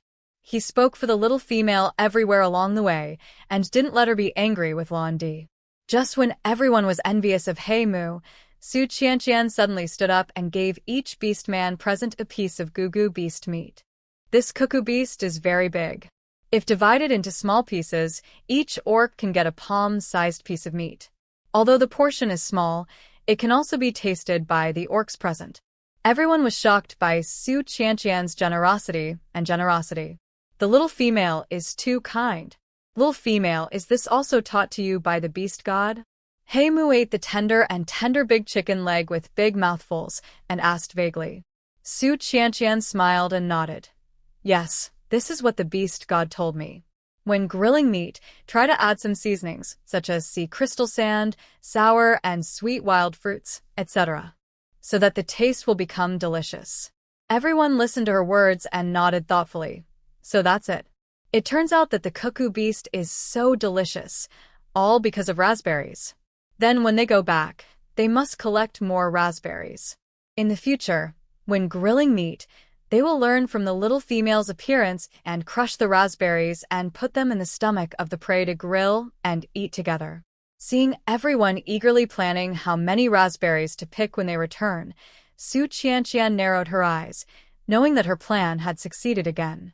With her popularity, the orcs in the tribe will definitely plant raspberries on a large scale in the future. Su Qianqian looked around, took the last big chicken leg to Lang Yan, and handed it to him with a smile. Lang Yan, you should try it too. Lang Yan looked up and saw the girl standing in front of him, smiling at him with her head tilted slightly. He pursed his lips, silently looked away, and said in a calm voice, "You can keep it for yourself." She distributed all the cuckoo beasts to the tribe members, but she didn't have much left. Su Qianqian was stunned when she heard this, and then smiled and said, "I still have some left, enough to eat. You don't have to worry about me." She was telling the truth. The cuckoo beasts in this beast world continent are 2 or 3 times larger than ordinary pheasants, with a strong body and tender meat. She can't finish them all by herself. Besides, she still has a lot of food in her storage bag, so she doesn't have to worry about food at all. Looking at the cuckoo thigh that Su Qianqian handed over, Lang Yan hesitated for a moment, but finally took it. But then, he dug out the roasted red fruit and handed it to Su Qianqian stubbornly. Su Qianqian took a look and found that Lang Yan's cooking skills were quite good. The skin of the red fruit was roasted to a crispy brown color, smelled very fragrant, and looked delicious. Thank you. She took the red fruit naturally and turned back to her seat. As soon as He Mu saw her coming back, he couldn't wait to hand over his roasted long-eared beast and said like offering a treasure, "Little female, come and try what I roasted. Is it delicious?" Su Qianqian originally wanted to refuse, but facing He Mu's eager and expectant eyes, she finally took the meat of the long-eared beast and took a bite. To be honest, it's not very delicious. There was no seasoning, it was tasteless and a little burnt. Male orcs like He Mu were used to eating raw meat. This was probably his first time to roast cooked meat. He was not skilled, so it was normal for it to be burnt. Su Qianqian only took a small bite and put it down. She really couldn't swallow the unpalatable food. This was not her being pretentious. The human stomach was not as good as the orc stomach. If you were not careful, you might get a stomachache. In this world of beasts with no medical care, getting a stomachache was a very difficult thing to deal with. He Mu naturally realized that the meat he had grilled was probably not tasty. He immediately hung his head and said bitterly, "Little female, I will grill it well next time and make delicious food." Su Qianqian smiled and nodded. "Okay, I believe you. If you don't understand something, you can ask me." Encouraged by Su Qianqian, He Mu was suddenly a little dizzy. The little female was too considerate. Others said that the little female was dark and thin, could not give birth to cubs, and was a useless female, but He Mu didn't think so. The little female not only cooked delicious food, but also knew a lot. She was not like any other female in the tribe. She spoke softly to any orc and was very gentle. She never looked down on other male orcs. Such a female, even if she was ugly and could not give birth to cubs, so what? He felt that she was 100 times, 1,000 times better than those females who only knew how to rely on the tribe for support. Besides, the little female is not ugly. Thinking of this, He Mu couldn't help but secretly glance at Su Qianqian. Although her skin was very dark, her eyebrows and eyes were very delicate and beautiful, especially when she smiled. Her eyebrows and eyes were curved like a crescent moon, and the tiny light in her eyes was like stars in the night sky. Very beautiful. He Mu became more and more obsessed. But the next second, he felt an inexplicable chill on his forehead. He subconsciously turned his head to look, but he saw Lang Yan with his head down, eating the thigh of the cuckoo beast in silence. Strange. Was it an illusion just now? He Mu scratched his head in confusion, and soon turned back. At this moment, Londi, who was far away from the crowd, looked at everyone sitting together happily, smelling the delicious meat aroma that kept escaping, and his face was so gloomy that water was about to drip out. She was holding the dry meat in her hand. She had been hungry for a day, but she had no appetite at all. Earlier, an orc saw that she had no beast husband to help her and worried that she was starving, so he came to help her grill meat, but she kicked him away. She would not accept the charity of these orcs even if she starved to death. She wanted these orcs who looked down on her to pay a heavy price, especially the new female. Thinking of this, Londi's eyes were fixed on Su Qianqian in the crowd. Then, a sinister smile appeared on the corner of her mouth. The sky gradually darkened, and the moon had risen high. But Londi's beast husband still didn't come back. Everyone began to worry. He Mu frowned. He looked up at the moonlight, and then looked at the forest in the distance. There seemed to be a faint roar of wild beasts in it, which was creepy. He was really worried, so he stood up and said, "No, Londi's beast husband hasn't come back yet. Something must have happened. I'd better go find him." After that, he turned into a wolf and rushed into the forest in the distance. The orcs next to him were about to stop him, but Lang Yan also stood up and said in a deep voice, "Hey Mu and I will go into the forest to find him, and the rest of us will wait here." After speaking, he also turned into a wolf, took a strong step, and rushed to the dark forest in front of him. Everyone looked at Lang Yan leading He Mu into the forest and became more and more worried. Although Lang Yan is the first warrior in the tribe, 2 fists cannot beat 4 hands. If they are besieged by too many wild beasts at once, they will suffer. The more they thought about it, the more worried they became. They could not sit still and paced back and forth beside the fire. The forest is the most dangerous at night. I don't know how many wild beasts there are. Why don't we go and find him together? If we have more people, we may be able to find that guy faster. No, Lang Yan arranged for us to wait here. We should listen to him obediently. There are little females here who need to be protected, and there are so many red fruits piled here, and someone needs to stay and take care of them. For a moment, everyone was a little difficult to decide. It's all Lanty's fault. If she hadn't insisted on asking others to find some large prey, this wouldn't have happened. An orc began to complain quietly. That's right. The chief didn't allow her to come, but she followed secretly. Now, she's causing trouble for us. The complaints were getting louder and louder, probably because everyone had been annoyed by Lanty all day, and now they no longer concealed their disgust for her and started to talk about her faults. Lanty listened to these words, and her face turned red and white with anger. What are you talking about? Is it my fault? All this is because he is useless and incompetent. If he couldn't hunt prey himself, would I let him find prey again? Londi roared unwillingly. You bunch of lowly males. What right do you have to blame me? Su Qianqian couldn't help it when she heard this, and retorted, Lanty, please be respectful. Every orc present has done you good. You can't scold them like that. Su Qianqian's words were like a fire, which completely ignited Londi's reason. She screamed like crazy. How dare you, an ugly freak, say that to me? Do you think that any male will like you because you look so ugly? Don't be so self-indulgent. If it weren't for the fact that you are a female, everyone would have kicked you out of the tribe long ago. Su Qianqian just found it funny. Doesn't Londi have any tricks except using his appearance to attack her? She said in a cold voice, every bite of food you eat, even every place you live, is made by them with all their heart and soul. But what about you? What have you done for them? Just because you are a female, your beastly husbands must please you unconditionally? And tolerate your violent temper? Londi was speechless by Su Qianqian's words, his face flushed red, and he couldn't find any words to refute for a while. At this moment, everyone listened to Su Qianqian's words, and their eyes were red. This was the first time that a female stood on their side and spoke for them. Su Qianqian's words were heartbreaking and realistic, and every word hit their hearts, but it also touched their hearts. Yes, for so many years, they have been slaves for the females, endured the females' violent tempers, and sent the best and freshest food to them, but in the end, what they got was nothing more than beatings and insults from the females. Many of them, The orcs actually no longer expect the females to give birth to cubs for them.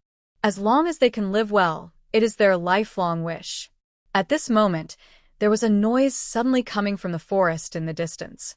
Everyone turned their heads subconsciously to look, and saw He Mu slowly walking out with the injured male, followed by Lang Yan, who was carrying a huge wild deer on his shoulders. They're back. They're back. When everyone saw the three people walking out of the forest safely, they cheered for joy. But when they got closer, they found that Lanti's beast husband was covered with wounds and could only stand up with the help of He Mu. He tried to look at Lanti in the crowd, his voice weak and powerless. Lanti, look, I found the large prey you wanted. Can you be happy now? Why do you care whether I am happy or not? Who asked you to meddle in other people's business? Lanti still didn't give him a good look. She glanced at the wild deer on Lang Yan's shoulder, pursed her lips and said, "Don't try to fool me. It's not certain whether you caught this prey." Lanti, what do you mean? This time, even He Mu couldn't bear it anymore and said angrily, "Do you know that Wu Wan almost died in the forest for this prey? When we found him, he was surrounded by wild beasts. He used up his last bit of strength to resist those beasts. If we hadn't arrived in time, he would have been eaten alive by the beasts. Can you blame me for this? I didn't ask him to do this." Lanti still refuted stubbornly. After that, she glanced at Wu Wan, her tone full of complaints. "Besides, didn't you insist on being my beast husband? I didn't like you in the first place, so what's the big deal if you get hurt for me now?" She said it as a matter of course. Hearing this, Wu Wan suddenly looked like a frost-bitten eggplant and lowered his head with a gray face. He Mu was so angry that he couldn't speak. And Lan Di seemed to have found some kind of outlet. His eyes suddenly looked at Lang Yan next to him, bit his lips and said, "Lang Yan, I don't like that guy Wu Wan at all. I like you. Can you be my beast husband?" When these words came out, all the orcs present were stunned. Instead, Lang Yan replied calmly, "I'm sorry, I don't like you, and I don't want to be your husband." His tone was cold and indifferent, as cold and ruthless as ever, without any emotion. Why? Lan Di immediately screamed and questioned, "Why don't you want to be my husband? I am the most favored female in the tribe, and you are the most talented male in the tribe, Lang Yan. Only you are worthy of me." Lang Yan repeated tirelessly, "I say again, I will not be your husband, nor will I form a partnership with any female." "Liar. You are lying." Lan Di didn't believe Lang Yan's words at all. She looked at Lang Yan with eyes full of questioning. "Tell me, is it because you have a female you like that you don't want to be my husband?" Lang Yan silently looked away and refused to answer her question. Lan Di suddenly pointed at Su Qianqian, who was not far away, and asked sternly, "Lang Yan, tell me the truth. Do you like this ugly rascal?" Su Qianqian, who was caught off guard and was pointed at, was speechless. How could Lan Di be like a mad dog, biting people indiscriminately? "Lang Di, she is not ugly." Lang Yan couldn't help but retort. There was obviously some anger in his voice. Lang Yan has a cold temper. He rarely speaks in the tribe, and he will never lose his temper with females. This is the first time he has lost his temper with Lan Di, a female. If you don't like her, why do you speak for her? Lan Di's face was full of anger and grievance, and the look in his eyes when he looked at Su Qianqian suddenly became disgusted. "Lang Yan, just give up this idea. The tribe leader will never agree to you being the beast husband of this ugly rascal. She is dark and thin, and such a skinny body can't give birth to a cub. If you choose her, your talent and bloodline will not be able to continue. Enough." Lang Yan roared. He was always calm and self-controlled, but he couldn't help getting angry. The veins on his forehead bulged. He said angrily, "Lanti, you are not allowed to insult her like this. Even if she is ugly and dark, I won't despise her. I picked her up and I will be responsible for her. If she doesn't despise me, I am willing to be her beast husband." Lang Yan's words shocked every orc present, including Su Qianqian herself. She never expected that Lang Yan had such an idea about her. But before she could come to her senses, Lanti suddenly rushed towards her like crazy. Now you are proud. You are an ugly freak. You eat our gray wolf tribe and live in our gray wolf tribe. Lanty rushed over and was about to strangle Su Qianqian's neck with a ferocious look on his face, as if he wanted to cut her into pieces. Su Qianqian was also a little angry now. She was pointed at her nose and scolded so badly, and the other party wanted to hit her. Even a clay figure has some clay nature, let alone a flesh and blood person. When Lanty was about to rush in front of her, Su Qianqian swung her hand, poured her supernatural power into her palm, and slapped her without hesitation. Bah! The crisp sound of slapping resounded through the silent night. This slap was very hard, almost using up all her strength. Lanty was directly slapped, and her center of gravity was unstable. She took several steps back and finally fell to the ground. She widened her eyes in disbelief, as if she couldn't believe that Su Qianqian, who always looked thin, dared to hit her. Until she felt a burning pain on her face, she seemed to wake up and rushed up screaming, "Ah, you ugly monster, dare to hit me. I will make you die miserably."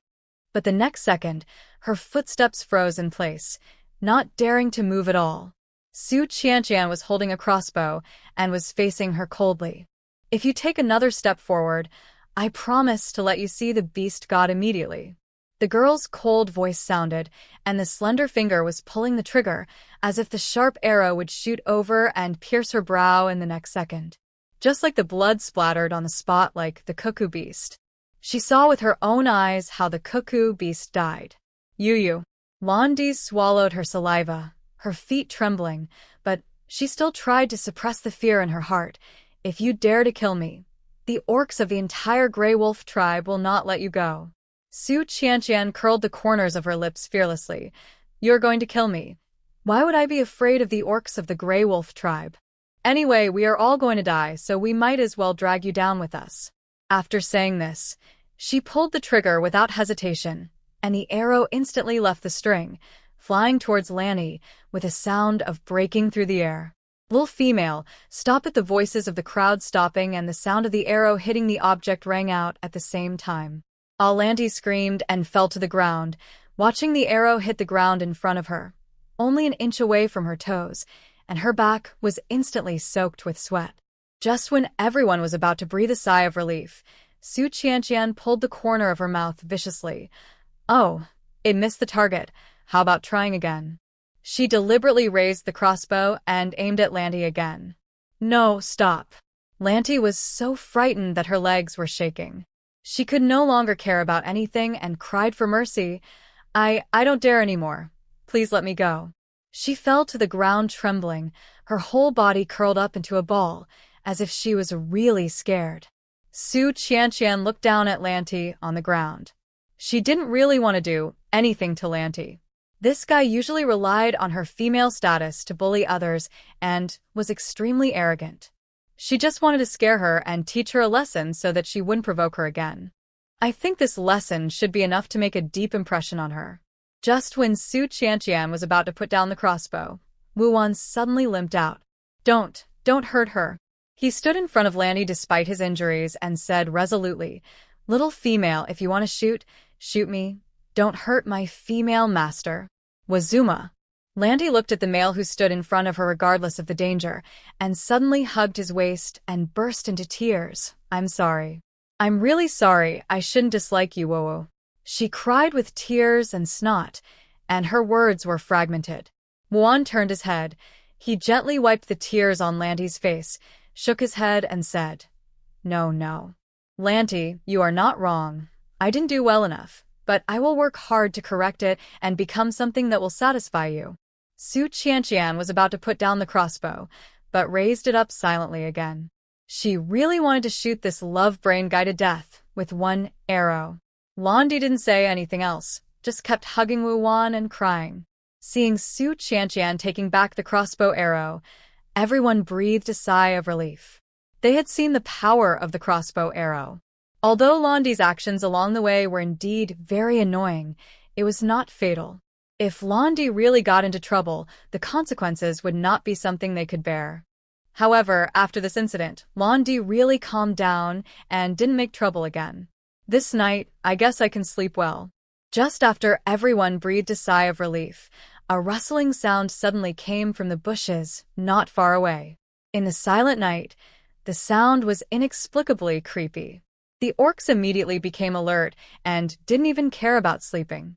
They all got up and surrounded Su Qianqian and Lan Di, the two females in the center.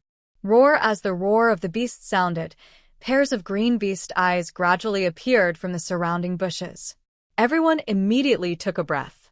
They were surrounded by so many beasts without knowing it. When did so many beasts hide here? He Mu couldn't help but curse. He was always fearless, but at this moment, his voice couldn't help but tremble. So many beasts were not something that these orcs could deal with, and there were two females to protect. Ah, I'm scared. At this time, Lan Di, who had been quiet, suddenly screamed and hugged Su Qianqian's arm. She used a lot of force with both hands to hold Su Qianqian's arm tightly. What are you doing? Let go. Su Qianqian's arm was pulled so hard that she tried to struggle, but the orcs were very strong.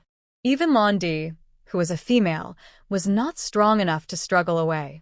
However, at this moment, she suddenly smelled a faint fragrance. Her heart was instantly alarmed.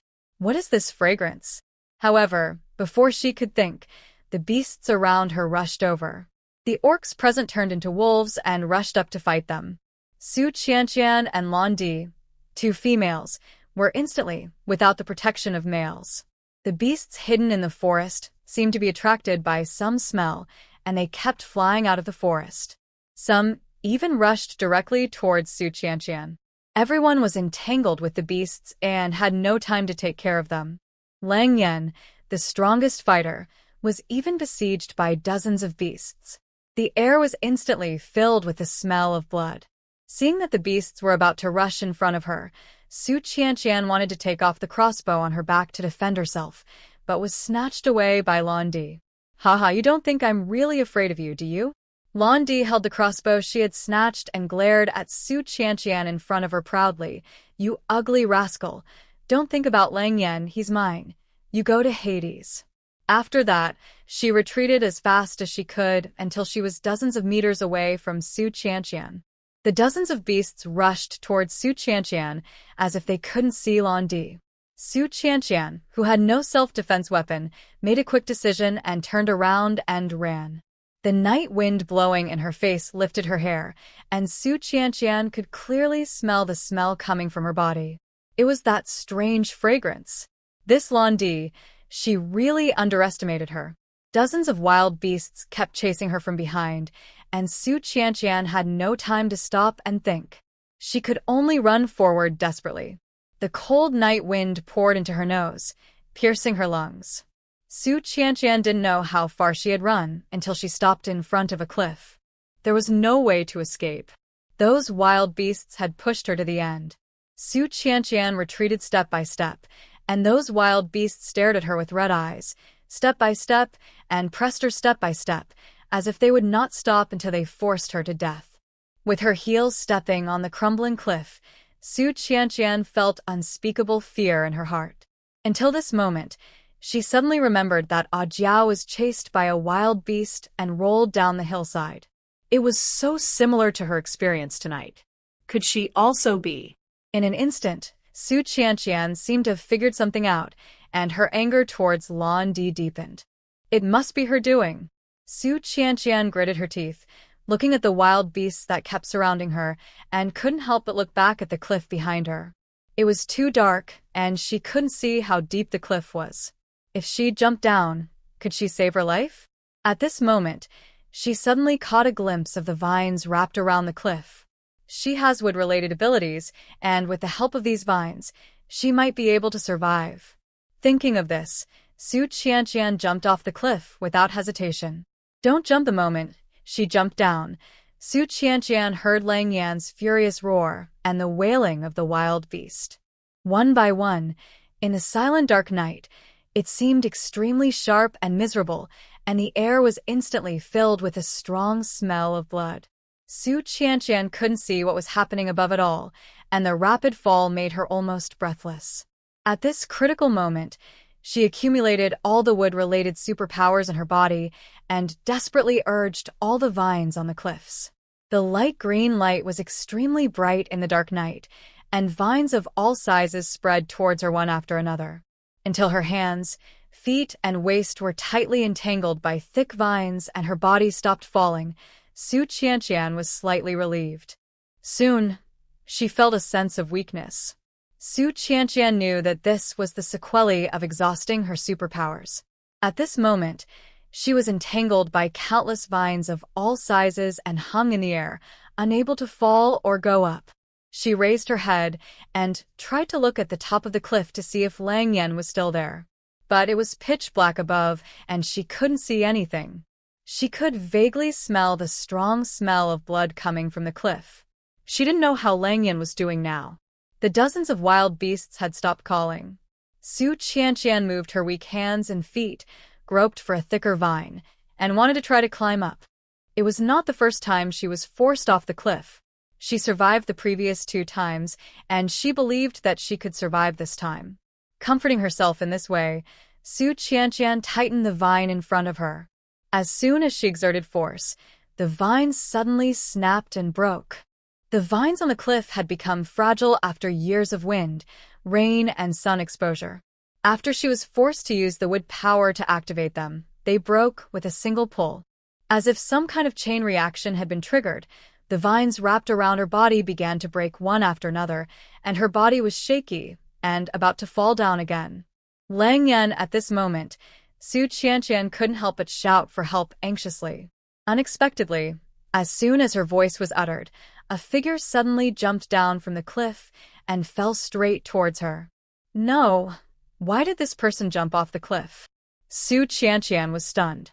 The face of the man who came towards her regardless of the danger in the night was full of worry and tension.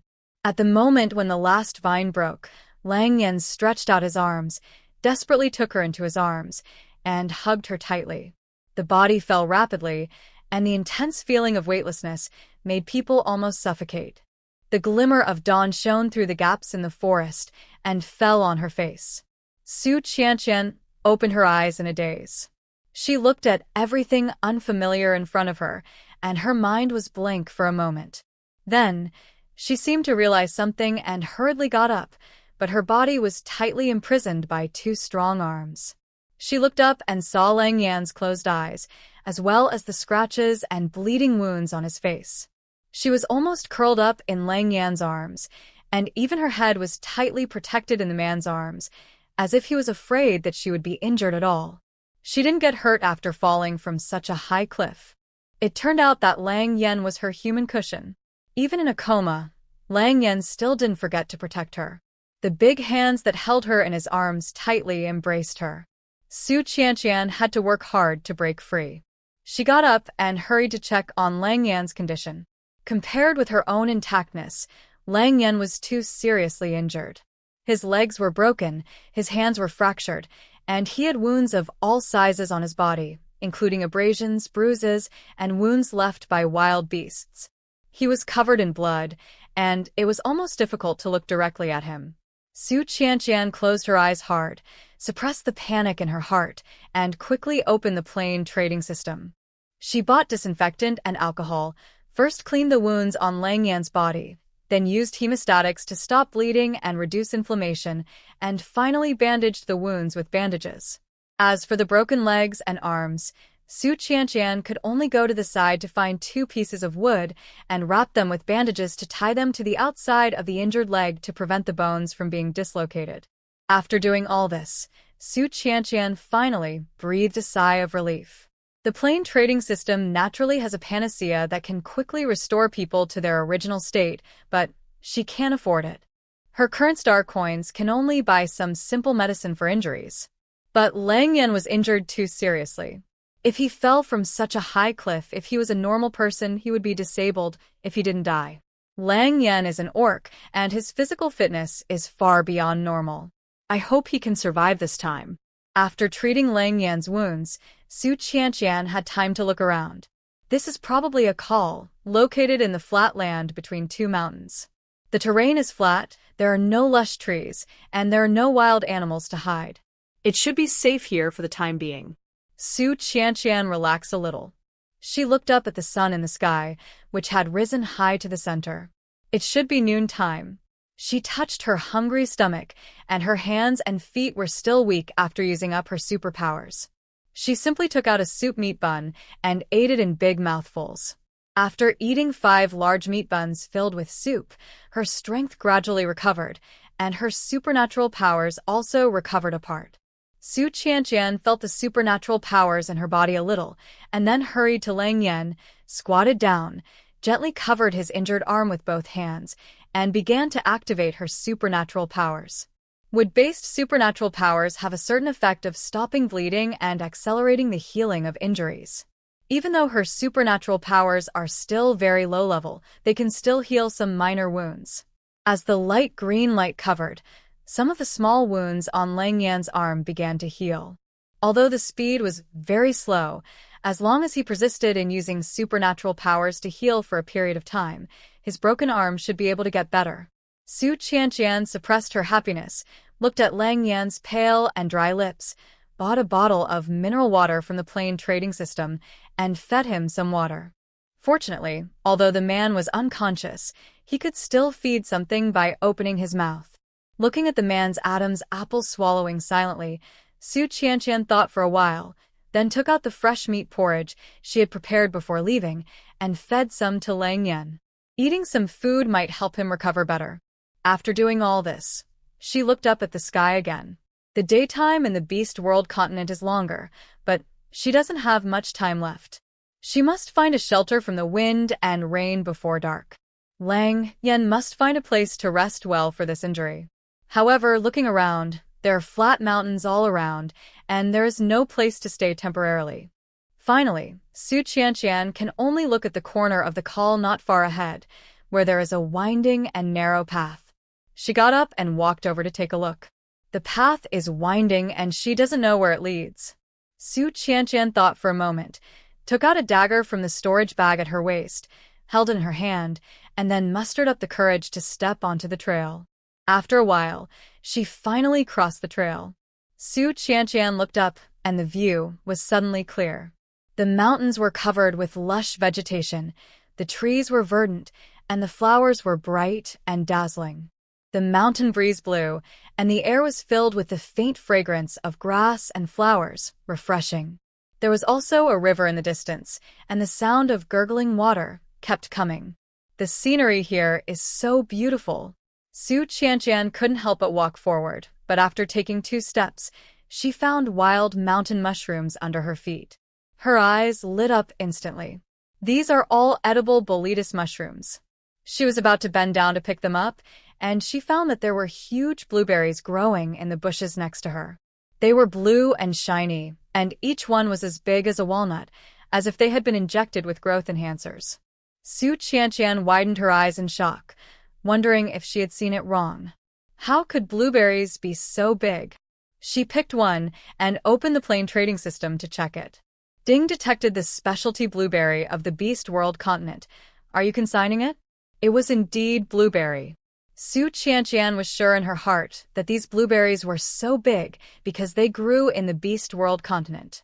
She looked down at the price given by the system and was shocked again. Blueberry reference price. 1 to 10,000 star coins per pound are blueberries from the Beast World continent, so valuable. Su Qianqian couldn't help swallowing her saliva, and her eyes suddenly lit up when she looked at the blueberries. She didn't care about anything, and quickly picked all the blueberries and put them in the storage bag, then dug up several blueberry bushes around, and put them in the storage bag together. She didn't let go of the porcini mushrooms on the side, and put them all in the storage bag. After doing all this, Su Qianqian smiled with satisfaction. She found so many new foods at once, and she didn't have to worry about eating in the future. Su Qianqian continued to move forward. It must be said that this place is simply a paradise on Earth. She could find 1 or 2 new plants almost every few steps, including wild fruits, fungi, berries. There were wild grapes, mulberries, and bayberries as big as walnuts, large areas of boletus and chicken mushrooms, and fungus growing on rotten and damp tree trunks. She even found a lot of herbs, including hemostatic, anti-inflammatory, heat-clearing and detoxifying, anti-diarrhea, and analgesic. The species here are so rich. Su Qianqian was not picky, but she put all the wild fruits, wild mushrooms, and herbs she could see into her storage bag, until all the edible and usable things around her were searched clean by her. But after such a delay, the sky was gradually turning west, and it would soon be dark. Su Qianqian suppressed her happiness in her heart and hurried to find a shelter to live in. It was probably true that those who survived a disaster must have good fortune in the future. After walking 2 steps, Su Qianqian found a cave with a good location. There are several trees around the cave, forming a natural shelter. If you stand outside, it is difficult to find that it is a cave unless you look closely. Moreover, the cave is not far from the river, so it is convenient to get water. Su Qianqian noted the location and hurried back to find Lang Yan. Lang Yan was still lying on the ground unconscious, with most of his body wrapped in bandages. At this moment, Su Qianqian faced a new problem. How could she transport such a 2-meter-tall man to the cave? With her little strength, she could not move him. Moreover, Lang Yan was covered with injuries, his legs and arms were broken, and she did not dare to move his body vigorously. Seeing that it was getting dark, Su Qianqian simply opened the plane trading system and spent 250 star coins to buy a 2-meter-long cart. This was originally a cart used to transport express in the modern world. Now it should be okay to use it to transport people, as long as Lang Yan does not wake up halfway. After fixing the wheels of the cart, Su Qianqian went forward to help Lang Yan up. The man's body was as heavy as she had imagined. She took a lot of effort to lift up his upper body. She moved step by step, carefully dragging Lang Yan's body onto the cart until his whole body was lying on the cart. After doing all this, Su Qianqian's forehead was already covered with a thin layer of sweat. She held the handle of the cart, infused her supernatural power into her arms, and began to push the cart step by step. When she arrived at the cave, she took a lot of effort to drag Lang Yan off the cart. Finally, she put away the cart and covered Lang Yan, who was lying on the ground, with a piece of animal skin. Su Qianqian had time to catch her breath. After a tiring day, she was hungry again. Su Qianqian had rested enough, so she quickly got up and went outside to find some dry firewood, took out a lighter, and made a fire. With the light of the fire, Su Qianqian could see the cave clearly. The cave was not big, but the inner wall was polished very smoothly, as if someone had lived there before. There were stone beds and stone tables near the inside, but they were already covered with dust. The people who lived there might have left for a long time. But overall, this was really a very good shelter. Su Qianqian was very satisfied with the place she found. She took out the barbecue and soup dumplings she had prepared before and started eating. Now she was very glad that she had foresight and prepared so much food before leaving. It would be no problem for her to eat it alone for 2 or 3 days. As for Lang Yan, he was in a coma and couldn't eat anything. At most, he could drink some meat porridge. Su Qianqian decided to leave all the meat porridge for Lang Yan to eat, hoping that he would wake up soon. If he couldn't wake up, they would have to stay in this place. Su Qianqian didn't know the way back to the tribe at all, and didn't know where this place was. If she was asked to leave Lang Yan alone, it would be impossible. After eating and drinking, Su Qianqian fed Lang Yan some meat porridge as usual, and then used the ability that had just recovered a little to heal his injuries. After doing all this, it was completely dark outside. She was so tired that she fell asleep as soon as she lay down on the animal skin. She was woken up in the middle of the night. It was raining heavily outside, and the rain splashed on the leaves, making a loud sound. It was sunny during the day, but it rained heavily at night. Su Qianqian was once again glad that she found this cave, otherwise she and Lang Yan would have to spend the night in the rain. She got up and looked at Lang Yan's condition. Fortunately, she treated it in time during the day, and the wound did not become inflamed or worse. She reached out and touched his forehead again. The body temperature was normal, and he did not have a fever. As long as he survived tonight, Lang Yan should be able to get better soon. Su Qianqian fell asleep peacefully. The rain continued to fall outside, gradually turning from heavy to light. Lang Yan slowly opened his eyes in the sound of the pattering rain.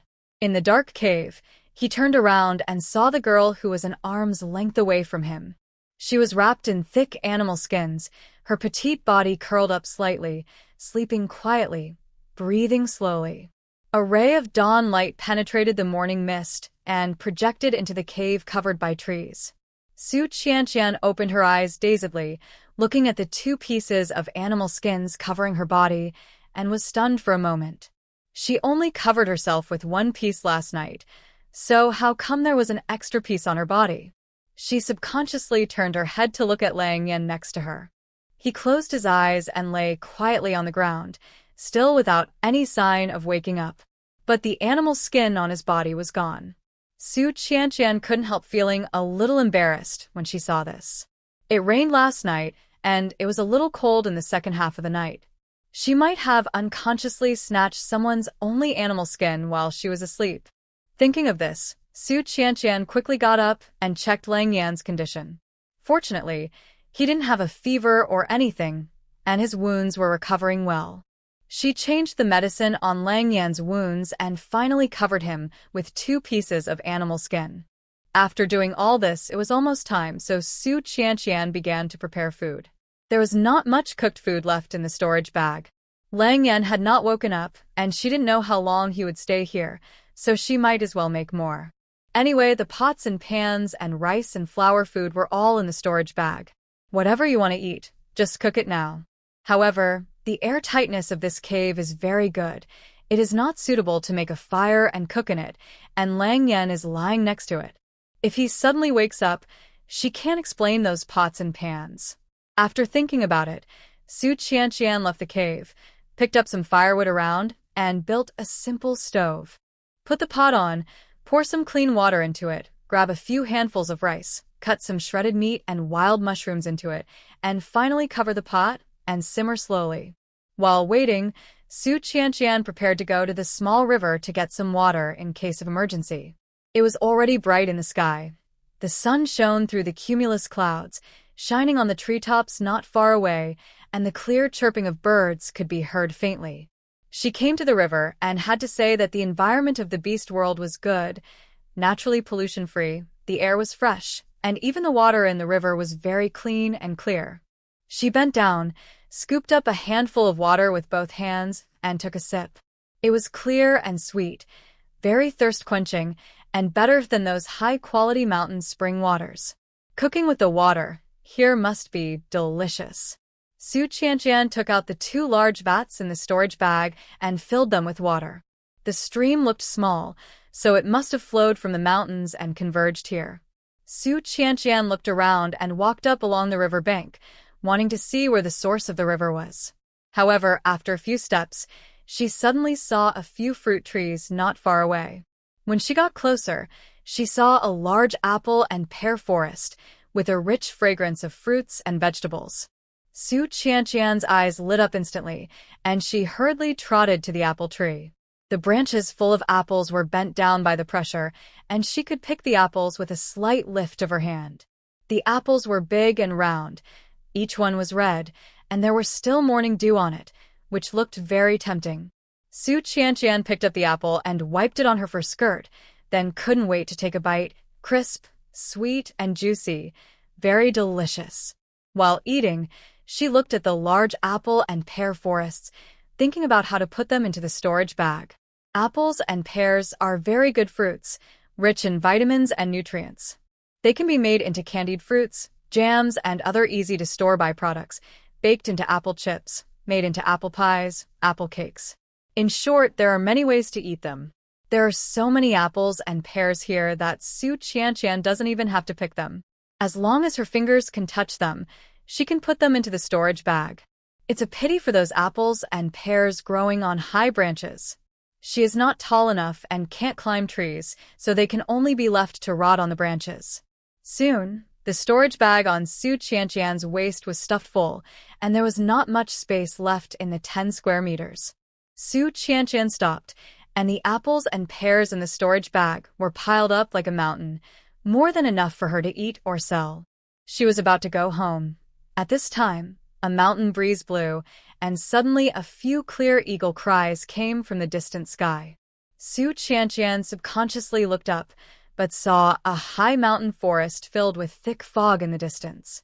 Could it be The misty forest?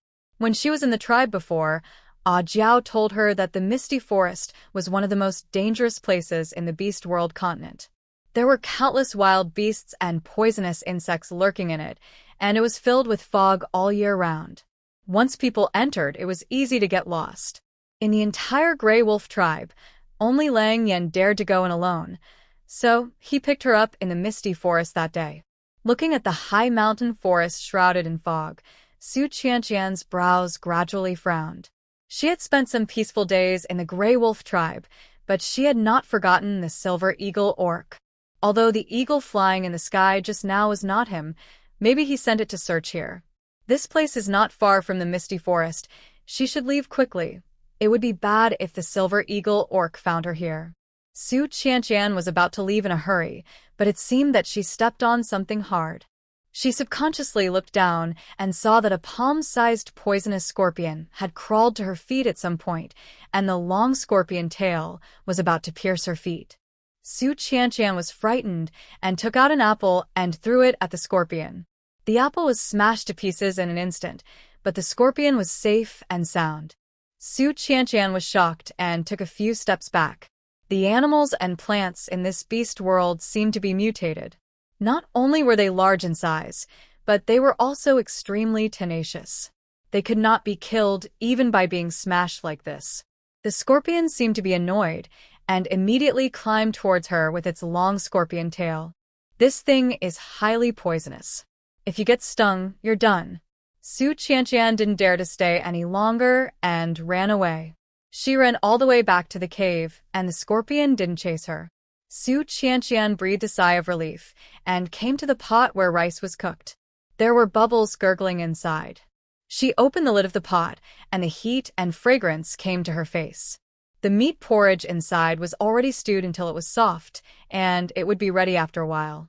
Su Qianqian added salt and chives to make the fragrance more intense. Seeing that the fire at the bottom of the stove had not yet gone out, she took out 2 red fruits from the storage bag and threw them into the fire to roast. After waiting for a while, the meat porridge was cooked. Su Qianqian filled 2 large bowls and carried them into the cave. Lang Yen was still sleeping, with no sign of waking up. Su Qianqian looked at him and couldn't help but worry. It had been a day and a night. Why hadn't he woken up yet? Could it be that he had hurt his brain or internal organs? Su Qianqian frowned, put down the 2 bowls of fragrant meat porridge, and came to Lang Yen. The external injuries on his body had almost healed under the healing of his wood-type supernatural power, but now he couldn't wake up, so it could only be that he had hurt his head or more serious internal organs. After thinking about it, Su Qianqian stretched out her hand and gently pressed on Lang Yan's strong and smooth chest, trying to transfer some supernatural power to his heart. However, as soon as a light green light appeared in her palm, her wrist was suddenly pinched by a big hand. Su Qianqian was caught off guard and looked up to meet Lang Yan's deep eyes. "You, how come?" Su Qianqian was so shocked that she couldn't speak. Lang Yan didn't say anything, just stared at the light green light emanating from Su Qianqian's palm. After a long time, he said, "How do you have superpowers?" Su Qianqian bit her lip and pursed her lips without saying anything. She didn't know how to explain this kind of thing. "As far as I know, only the legendary holy females blessed by the beast god can have superpowers." Lang Yen spoke lightly. His deep eyes were still calm, but under the calmness, there was a shocking wave that Su Qianqian couldn't see. "You are indeed the legendary holy female, and the priest's prophecy is correct." Hearing this, Su Qianqian inexplicably aroused anger in her heart. "So you've been deliberately testing me these 2 days?" That's why he pretended to be unconscious to let her reveal her superpowers. Su Qianqian was so angry that she threw away Lang Yan's hand and said coldly, "So what if I am a holy female and I have superpowers? Are you going to tell your people?" She didn't know what a holy female was, but since the superpowers had been discovered, She simply pretended to be the holy female he mentioned. Lang Yan frowned deeply. Don't you know what the holy female represents? Su Qianqian took a deep breath. Should I know? She was not from this world. Lang Yan looked at her, and there seemed to be something indescribable in his eyes. The holy female, that is a legendary existence. Once a holy female is born, she will become the object of crazy competition among the males of the entire beast world. Because the holy female with superpowers is the best breeding body in the world, and any beast cub she gives birth to is born with powerful superpowers. Beast men with superpowers are rare, and a female who can give birth to a beast cub with superpowers is such a rare and amazing existence. According to legend, once the holy female appears, it will attract countless male orcs to plunder frantically, and will bring endless disasters and wars. Lang Yan looked at Su Qianqian, who knew nothing about the holy female, and he couldn't tell what he felt in his heart. Su Qianqian ignored Lang Yan. She picked up her bowl of meat porridge and sat aside to eat. Who cares about the holy female? Just fill your stomach first. The rice in this meat porridge is white, with shredded meat and wild mushrooms. The taste is fragrant but not strong, and it is very easy to eat. Lang Yan looked at it, and his Adam's apple rolled twice unconsciously. When he was unconscious yesterday, he vaguely felt that someone fed him soft and fragrant food. Is that what happened? Su Qianqian glanced at him from the corner of her eye and saw Lang Yan's eager look at the meat porridge in her bowl. She put another bowl of meat porridge in front of him. Eat it yourself when you wake up. Lang Yan leaned against the stone wall, his injured right hand resting on his raised knee. His arm and wrist were tightly bandaged, and he couldn't move at all. He silently glanced at Su Qianqian, who completely ignored him, and finally, he could only stretch out his left hand to hold the bowl. Fortunately, the rice porridge was cooked soft and sticky, so he could drink it directly with his hands. Lang Yan took a sip from the bowl. The fragrance of the rice grains, plus the fresh and tender wild mushrooms and minced meat, was a delicacy he had never experienced before. Lang Yan couldn't help but eat it in big mouthfuls, but in the blink of an eye, he had eaten up the whole bowl of meat porridge. Su Qianqian glanced at him and silently went outside the cave to serve him another bowl. She knew that orcs had a big appetite, and this bowl of meat porridge was definitely not enough for Lang Yan. She brought the 2 roasted red fruits in and gave one to Lang Yan. Thank you. Lang Yan didn't forget to thank him when he took it. But after that, neither of them spoke again, just silently eating the food in their hands. Lang Yan didn't ask her where the food came from, and Su Qianqian didn't ask him about the holy female. After lunch, without waiting for Lang Yan to speak, Su Qianqian got up and took the dishes and chopsticks to wash outside. Regarding the superpowers and food, she decided not to go back to the cave to face Lang Yan before she came up with a good excuse. After washing the dishes, she went directly to the place where she had picked apples and pears before. Although this place is very close to the misty forest and may be dangerous, the large apple and pear trees around are what she is used to seeing in the modern world. This familiarity can make her feel inexplicably at ease.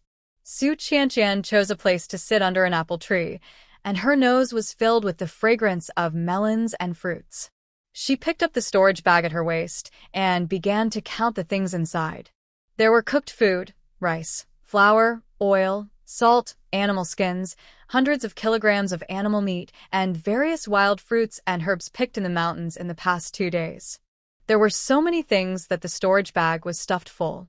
If she couldn't return to the Grey Wolf tribe this time, she would live alone outside, and these foods would be able to sustain her for a long time. Su Qianqian thought about it and began to plan for the future. If her ability was exposed and she really couldn't go back to the Grey Wolf tribe, then she would find a safe mountain forest, open up a few acres of land to grow red fruits, blueberries, and raspberries, and then use these things to exchange for star coins in the plain trading system to buy other daily necessities. In short, even without the protection of the tribe, she could live well outside alone. Thinking of this, Su Qianqian suddenly felt that the pressure in her heart was reduced a lot. She stood up, hung the storage bag back on her waist, and prepared to go back to the cave to face Lang Yan's questioning. But at this moment, She suddenly heard a rustling sound coming from the bushes not far away. Su Qianqian looked carefully and saw that countless poisonous scorpions came out of the bushes and crawled towards her. In an instant, Su Qianqian's face turned pale with fear. She turned around and was about to run, but she found that the road she came from was also crawling with dense poisonous scorpions, a dark patch that made people's scalps numb when they looked at it. Surrounded, Su Qianqian realized this, and her face suddenly turned ugly. "Little female, it seems that you are not stupid." As the voice suddenly sounded, the bushes in the distance shook slightly, and a dark-skinned male orc slowly walked out of it. The man had a striped tiger skin wrapped around his waist, and his exposed upper body was almost covered by black armor. There was also a thin and sharp scorpion tail behind him. When Su Qianqian saw his appearance, she immediately understood where these poisonous scorpions came from. "Little female, I won't hurt you, just follow me obediently." The poisonous scorpion orc looked at Su Qianqian, who was standing there helplessly, and walked towards her proudly. "You, don't come over." Su Qianqian hurriedly wanted to retreat, but as soon as she moved her feet, the poisonous scorpions behind her rushed towards her like a tide, surrounding her one after another, and each of them raised their scorpion tails, as if she moved, those scorpion tails would pierce her feet mercilessly. Su Qianqian froze and dared not move. "Don't struggle. I sent the poisonous scorpion to follow you for a whole day. I finally found an opportunity to attack you. How can I let you leave so easily?" The poisonous scorpion orc approached Su Qianqian step by step, with an extremely eager light in his eyes. "As long as you come back with me and give me a few cubs, I won't hurt you." Su Qianqian bit her lips tightly. It turned out that the poisonous scorpion she met before was sent to follow her. She should not have let the poisonous scorpion go back alive to report the news. At this moment, she finally realized the sadness of being a female in the beast world. Females have basically nowhere to go except staying in the tribe and accepting the protection of their tribesmen, because once they go out, they will become the target of male orcs' plunder and reproduction. Sulyan grittet her teeth tightly. What should she do? How can she deal with this army of tens of thousands of poisonous scorpions? Just as she was racking her brains to think of a way to escape, a giant gray wolf jumped over the scorpion army that surrounded her and pounced on the scorpion beast man who was about to reach out to Su Qianqian.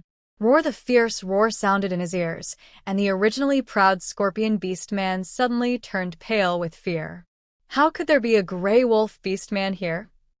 And it was a powerful beast man with 3 beast patterns. He subconsciously wanted to struggle to escape, but the next second, the canine teeth flashing with cold light were aimed at his throat, as if they were going to bite him down in the next second. The scorpion beast man was so frightened that he dared not move, and begged for mercy. "Mercy, mercy. I don't dare anymore. Please let me go. I didn't know that little female was yours." Lang Yan slapped the scorpion beast man under his feet with one claw, and warned him with full strength. "Get out. Don't let me see you again." The scorpion beast man was slapped dozens of meters away, and he got up and wanted to escape, but the next second, he keenly smelled the blood left on his chest armor. How could there be blood? Could it be he turned around suddenly and saw that the giant gray wolf was walking towards the little female with a slightly shaky step, as if pretending to be strong? At this moment, Su Qianqian didn't dare to breathe, for fear that the scorpion beast man would notice the clues. She knew that Lang Yan had multiple wounds on his body, and she also knew that Lang Yan was just a spent force. Every time he moved, the torn wounds were bleeding. However, no matter how much the two pretended to be calm, the bloody smell from Lang Yan's body could not be concealed from the scorpion orc with a keen sense of smell. "Ha! It turns out to be a wounded gray wolf. How dare you pretend to be so powerful in front of me?" He sneered, waved his hand, and summoned the scorpions on the ground to surround the two people. Bite. Bite that gray wolf orc to death. As soon as the voice fell, dense scorpions swarmed over, and Su Qianqian felt her scalp tingling. Lang Yan rushed forward without fear and entangled with countless scorpions. It was the first time Su Qianqian saw a fight between orcs. Even though Lang Yan, who turned into a wolf, was seriously injured, his strength was still good. With one claw, a large number of scorpions were smashed into powder. A strong stench instantly surged in the air. Seeing that his scorpions could not get close to Lang Yan, the scorpion orc gradually became irritable. With a dark face, he commanded all the scorpions to attack Lang Yan with venom. More and more scorpion attacks gradually made Lang Yan unable to bear it. His broken leg and right hand had not yet healed, and the original wounds were bleeding continuously. Facing such a strong attack, he was about to give up.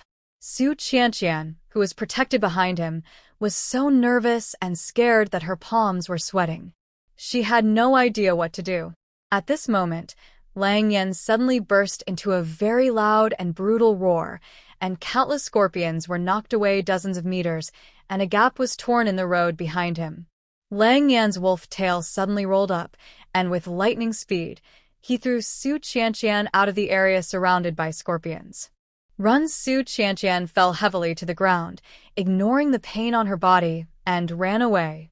The scorpion beast man looked at Su Qianqian's figure running away and wanted to chase her, but was blocked by Lang Yan, who rushed over. He looked at Lang Yan in front of him with an extremely ugly face and gritted his teeth and said, "Do you think that you, a wounded beast, can stop my scorpion army? After I kill you, I can still go find that little female." You can try. Lang Yan's gray wolf-colored beast eyes were full of cold, murderous intent.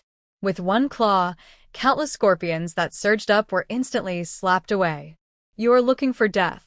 The scorpion beast man was so angry that his eyes turned red. He swung his 2-meter-long scorpion tail wildly and attacked Lang Yan fiercely. At the same time, Su Qianqian ran all the way frantically. She didn't know where she ran to.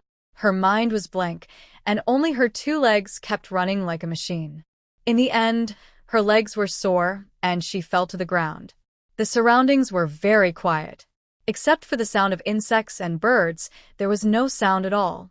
The mountain breeze blew in waves, cooling the sweat on the back of her neck, and the coolness spread from her neck to her heart. The feeling of surviving a disaster did not make her feel happy at all. Instead, she sat on the ground, hugged her knees, and cried bitterly. What was she doing? She ran away alone. What should Lang Yan do? Lang Yan was so badly injured that he couldn't deal with so many poisonous scorpions. Su Qianqian bit her lips and almost burst into tears. If Lang Yan hadn't saved her, he wouldn't have fallen off the cliff and been so badly injured. Thinking of this, Su Qianqian's fingers holding her knees gradually tightened, and the force turned white slightly. No, she must go back to save Lang Yan. After this time, she finally understood that without the protection of the tribe, it was impossible for a female like her to live alone. She felt ridiculous for her previous thoughts. But how can she save Lang Yan? There are too many poisonous scorpions, and each one is poisonous. If she goes back rashly, not only will she not be able to save Lang Yan, but she will also get herself involved. After thinking for a while, Su Qianqian decisively opened the plain trading system. She quickly searched, but the cheapest weapons in the trading system were not something she could afford. Su Qianqian covered her head in pain. What should she do? How can she rescue Lang Yan? Su Qianqian stared at the system interface with her eyes red. Suddenly, she caught a glimpse of diesel that was sold for 570 star coins. There is a way. As if thinking of something, Su Qianqian quickly climbed up and ran back. At this moment, Lang Yan's body was already covered with scars, and his originally shiny fur was torn into pieces and covered with blood. But facing the venomous scorpions that kept attacking, he still stubbornly held on to the road behind him. Orcs of the Grey Wolf clan, I advise you not to struggle in vain. Give up quickly. The venomous scorpion orc was also a little anxious at this moment. He didn't expect that this Grey Wolf could hold on for so long despite being seriously injured. If he continued to delay like this, even if he killed this Grey Wolf, he would not be able to track the scent of the little female. Quick. Attack him. Don't stop. The venomous scorpion orc desperately summoned all the venomous scorpions and attacked the exhausted Grey Wolf desperately. Lang Yan's body was already shaky, and finally, He fell down without being able to hold on any longer. Humph, you are finally out of strength. You ruined my good thing. Now I will let you see the beast god. The poisonous scorpion beast man came to Lang Yan angrily, holding up his scorpion tail and about to stab Lang Yan's heart. However, at this moment, a clear female voice sounded. Stop. The poisonous scorpion subconsciously looked up and saw who was coming. A trace of disbelief flashed across his face. You are back? What are you doing back? Didn't I tell you to run away? Lang Yan, who was already exhausted, saw the girl who suddenly appeared, gritted his teeth and stood up angrily, but as soon as he moved, the wounds all over his body hurt so badly that he couldn't use any strength. Let him go, I'll go with you. Su Qianqian seemed not to hear Lang Yan's words and walked forward on her own. She was sweating profusely, and even her voice was slightly panting. She rushed back desperately, and her legs were still shaking uncontrollably. As Su Qianqian approached, the poisonous scorpions that had been surrounding Lang Yan turned around and surrounded her. Su Qianqian endured the tingling scalp, looked at the poisonous scorpion orc in front of her, clenched her fists, and said word by word, As long as you let him go, I will go back to the tribe with you and give birth to cubs for your poisonous scorpion clan. Hee hee, you know what's good for you. Upon hearing this, the poisonous scorpion orc glanced at the gray wolf under his feet with smugness, his eyes full of contempt. If you had obeyed me earlier, the gray wolf would not have suffered so much. Lang Yan looked at Su Qianqian's resolute appearance of walking towards the poisonous scorpion orc, as if he could no longer hold on, and fell to the ground with a bang. TSK, what a useless thing. The poisonous scorpion orc sneered, and seeing that Lang Yan had no more strength to resist, he also retracted the scorpion tail that was about to stab his heart. He cast his gaze on Su Qianqian again, looking her up and down as if he were looking at a commodity. Although she looks a little thin, she is barely qualified. The offspring of the females of the poisonous scorpion tribe are difficult to survive, and they can only rely on plundering females from other tribes to reproduce. Even though Su Qianqian looked frail, the poisonous scorpion orc had no choice. He had been lying in ambush for a long time and finally waited for a female. No matter whether the other party looked to his liking or not, he could not let her go. Then just come with me obediently, don't worry, I won't treat you badly in the future. The poisonous scorpion orc waved his hand, and all the poisonous scorpions swarmed over, surrounding Su Qianqian tightly, leaving no room for escape. Su Qianqian resisted the nausea that was coming up and forced a smile on her face, saying, Why are you in such a hurry to go back? Why don't you just get things done here? The scorpion beast man was stunned for a moment, and then he looked at Su Qianqian with an obscene look. I didn't expect that you, a little female, are so lustful by nature that you actually want to have a baby with me outside. In this case, I will fulfill your wish. As he said that, he impatiently tore off the animal skin on his body. At the moment when he lowered his head, Su Qianqian took out a whole barrel of diesel from the storage bag in a lightning speed and poured it all over him. What is this? Feeling the slippery liquid on his body, the scorpion beast man didn't react for a while. Go to Hades. Su Qianqian quickly stepped back and then threw the lit lighter on the scorpion beast man. The flame instantly ignited the scorpion beastman's whole body. With a sharp and shrill scream, a raging fire ignited on the body of the poisonous scorpion orc. He was like a fireball, rolling on the ground in pain, as if trying to put out the fire on his body. But the flames could not be extinguished, and they were getting bigger and bigger. How dare you burn me? I will kill you. The poisonous scorpion orc screamed on the ground, swinging his 2-meter-long scorpion tail wildly. At this time, tens of thousands of poisonous scorpions around seemed to be controlled, and they rushed into the sea of fire one after another, trying to use their bodies to put out the fire on the poisonous scorpion orc. How could Su Qianqian let them succeed? She took out 2 barrels of diesel from her storage bag again and poured them on the poisonous scorpions on the ground without mercy. The fire, which had already weakened, suddenly spread, forming a huge fire that almost illuminated the entire apple orchard. The blazing fire was reflected in Su Qianqian's eyes, shining brightly. The shrill screams gradually weakened, and the venomous scorpion, orcs rolling on the ground, gradually stopped moving. The flames faded, leaving only a charcoal and fried scorpions that smelled burnt all over the ground. A mountain breeze blew, blowing away the burnt smell in the air. Su Qianqian felt relieved and slumped on the ground. Her forehead and palms were sweaty, either from the heat or from the fear. This was her first time killing someone. The diesel barrels on the ground creaked in the wind. Su Qianqian didn't want to waste them, so she waved her hand to put the 3 barrels into the storage bag and then went to see Lang Yan on the side. The giant gray wolf had already fainted and fell to the ground dying. The wounds of all sizes on his body kept bleeding, and the blood almost soaked the grass on the ground, making it bright red. Su Qianqian didn't care about anything and quickly pressed her hand on his most bleeding wound, frantically injecting with power into him. As the superpowers continued to be injected, Lang Yan's limbs suddenly shrank a little bit, but in an instant, the huge wolf shape turned back to human form. Su Qianqian saw Lang Yan, who had turned back to human form, and her eyes suddenly turned red. He had too many injuries on his body, and even his skin and flesh were bitten off by the poisonous scorpions. Some of the serious injuries could even see the bones under the skin and flesh. Why are you so stupid? If you can't beat them, won't you run away? I'm not worthy of your desperate protection. Su Qianqian couldn't help crying out loud and shed tears. Su Qianqian continued to inject superpowers into Lang Yan until she was exhausted. The superpowers in her body were drained away, and Lang Yan still showed no signs of waking up. His eyes were closed tightly, and his lips were blue and black. Obviously, he had been poisoned too deeply. Su Qianqian suddenly became a little anxious.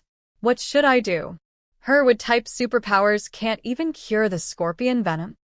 There was no way. She could only open the plane trading system and search for potions that can cure the scorpion venom. Finally, she found the injection of the antidote serum, but the price was extremely expensive, requiring 60,000 star coins. Su Qianqian bought it without a moment's hesitation. Star coins can be earned again if they are gone. Lang Yan only has 1 life, not to mention that he was injured to save her. She must not be stingy with these 60,000 star coins. As soon as the injection was obtained, Su Qianqian quickly injected the antidote serum into Lang Yan's arm. But just injecting the antidote serum is not enough. The residual toxins on Lang Yan's wound need to be completely cleaned up. So, Su Qianqian bought 2 bottles of Realgar wine and several bandages in the plane trading system. Realgar can detoxify scorpion venom, and alcohol can disinfect wounds and prevent infection. Su Qianqian used Realgar wine to clean all the wounds on Lang Yan's body that were bitten by the poisonous scorpion, and then tied the wounds tightly with bandages to prevent the toxins from spreading with the blood. After doing all this, Su Qianqian was completely relieved. After a while, the dark blue color on Lang Yan's lips began to fade away. Although he was not awake yet, he should be out of danger. Su Qianqian looked at the apple orchard that was burned down and felt a little distressed, but she did not dare to stay for long, for fear of encountering another orc. She subconsciously helped Lang Yan up and wanted to leave quickly, but the man was too tall and burly, and she had exhausted her supernatural power and did not have much strength. She just helped him up a little and fell heavily to the ground because of exhaustion. Su Qianqian did not care about the pain and hurriedly got up to check on Lang Yan's condition. Seeing that he was fine, she quickly took out the small cart she had used before from the storage bag, dragged the unconscious Lang Yan onto the cart as she did last time, and then pushed the small cart step by step towards the cave. Finally, she returned to the cave and placed Lang Yan on the ground. Su Qianqian was so tired that she collapsed on the ground, gasping for breath. Both arms were sore and numb, and her muscles were swollen and painful. She was too tired to lift them at all. Su Qianqian rested for a long time before her hands and feet regained their strength. She quickly got up to check on Lang Yan's condition. The man's lips were no longer black, but his face was abnormally flushed, and his brows were frowned uncomfortably.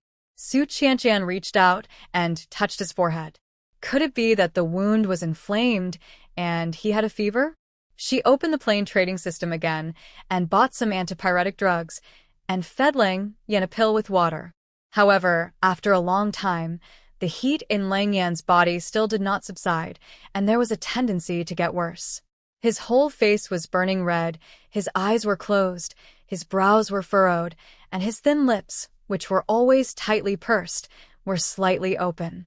He was breathing heavily, and he seemed to be in great pain. Su Qianqian could only hold up his neck, wanting to give him more water to relieve his physical discomfort, but her fingers accidentally touched the beast pattern on the back of his neck, and she almost retracted her hand because of the burn. She subconsciously looked down and couldn't help but gasp. The 3 beast patterns on the back of Lang Yan's neck were bright and bright. I don't know if it was because of the fever, but it spread out inch by inch like a flame, emitting scorching heat. She knew that the beast pattern was more important to a male orc than life, but she had never heard that the beast pattern would become like this. What happened to Lang Yan? Su Qianqian was extremely panicked for a while. She was not a witch doctor and had no idea about the physique of orcs. She didn't know how to solve Lang Yan's situation. There was no way. Su Qianqian could only put Lang Yan down and open the plane trading system to see if there was anything to solve the current dilemma. However, the next second, her wrist was held by a hot big hand. "Don't go." Lang Yan grabbed her slightly cold little hand and kept pressing it against his face. Su Qianqian was shocked by the scorching temperature. The temperature was too high. She had to find a way to lower it quickly, otherwise her brain would be burned. "Lang Yan, let me go first." She tried to pull back her palm, but the man held her hand tightly, as if he was greedy for the little temperature in her palm, and kept rubbing her hand with his cheek. His fingers accidentally brushed across the man's slightly open lips, bringing a hint of burning. Su Qianqian was caught off guard, and her face became a little hot. But the next second, the man suddenly opened his eyes. "You're awake," Su Qianqian said in surprise. But as soon as she opened her mouth, she was suddenly pressed to the ground by the man. Her back hit the hard ground hard, and Su Qianqian couldn't help but grimace in pain, but when she looked up, she met the man's scarlet eyes. She was stunned. Lang Yan. The man's gray-blue pupils were unfocused, the corners of his eyes were slightly red, and the whole person exuded a strong sense of oppression. He seemed to be out of control, completely unlike the Lang Yan she knew. Lang Yan. Su Qianqian tried to call out, as if to call back the man's sanity. But this soft call seemed to make the man's loss of control even worse. Lang Yan's eyes were red, and he clenched Su Qianqian's hands and clasped them above his head. "Hiss, it hurts." Su Qianqian couldn't help but let out a low cry because of this unexpected action. A pair of clean and clear almond eyes were instantly filled with a thin mist, and the water light was shimmering, making people reluctant to look away after just one look. Looking at this scene, Lang Yan's Adam's apple rolled up and down silently twice, and his originally scarlet eyes became suddenly deep, as if suppressing the desire that was difficult to conceal in his eyes. Lang Yan's eyes were fixed on the girl's face, moving down inch by inch, and finally fell on her red lips that were slightly open due to surprise. Then, he suddenly lowered his head and finally couldn't help but kiss her lips. The man's breath suddenly drilled into the tip of her nose. Su Qianqian widened her eyes in disbelief, and her brain was blank for a moment. "No, don't." "Let me go," she reacted, and immediately struggled. But her struggle seemed to arouse the man's desire to conquer more, and his movements gradually became more cruel and extremely strong. The hot kiss seemed to be suppressed, forbearing, and restrained. Her lips and tongue were numb from the kiss, and she gradually became a little breathless, and her head couldn't stop dizziness. The hot breath sprayed on her face, and the hot temperature was transmitted to her skin through the animal skin, causing a shudder. Su Qianqian's hand pushing the man's chest gradually became soft and powerless. Just when she was about to indulge in the man's kiss, her brain suddenly returned to reason. She was ruthless and bit the other's lips hard. The smell of rust instantly filled the lips and teeth of the two. The bitten person did not retreat, but invaded her mouth more vigorously. But suddenly, He stopped Bean-sized tears rolled down the corners of the girl's lips, and her lips were stained with salt, and even her mouth was full of salty and fishy taste. The scattered eyes gradually gathered, and Lang Yen saw the misty water vapor in Su Qianqian's eyes. In an instant, the drowsy brain was awake for a moment. He stood up suddenly and saw the girl he had pinned to the ground.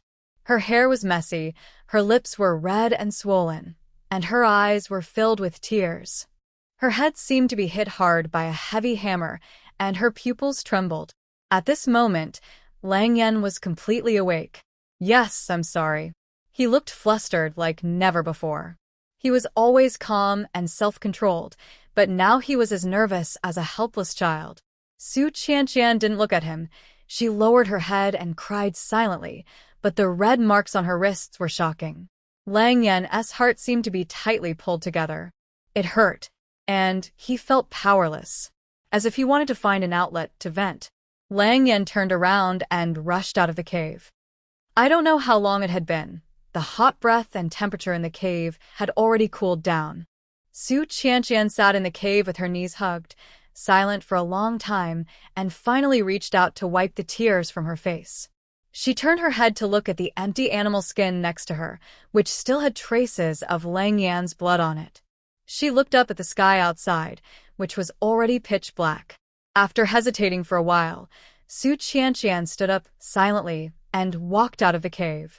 As soon as she left the cave, the night wind blew in her face, and she subconsciously shrank her neck because it was so cold. The nights in the mountains are always cold, but they can always make people's brains wake up quickly.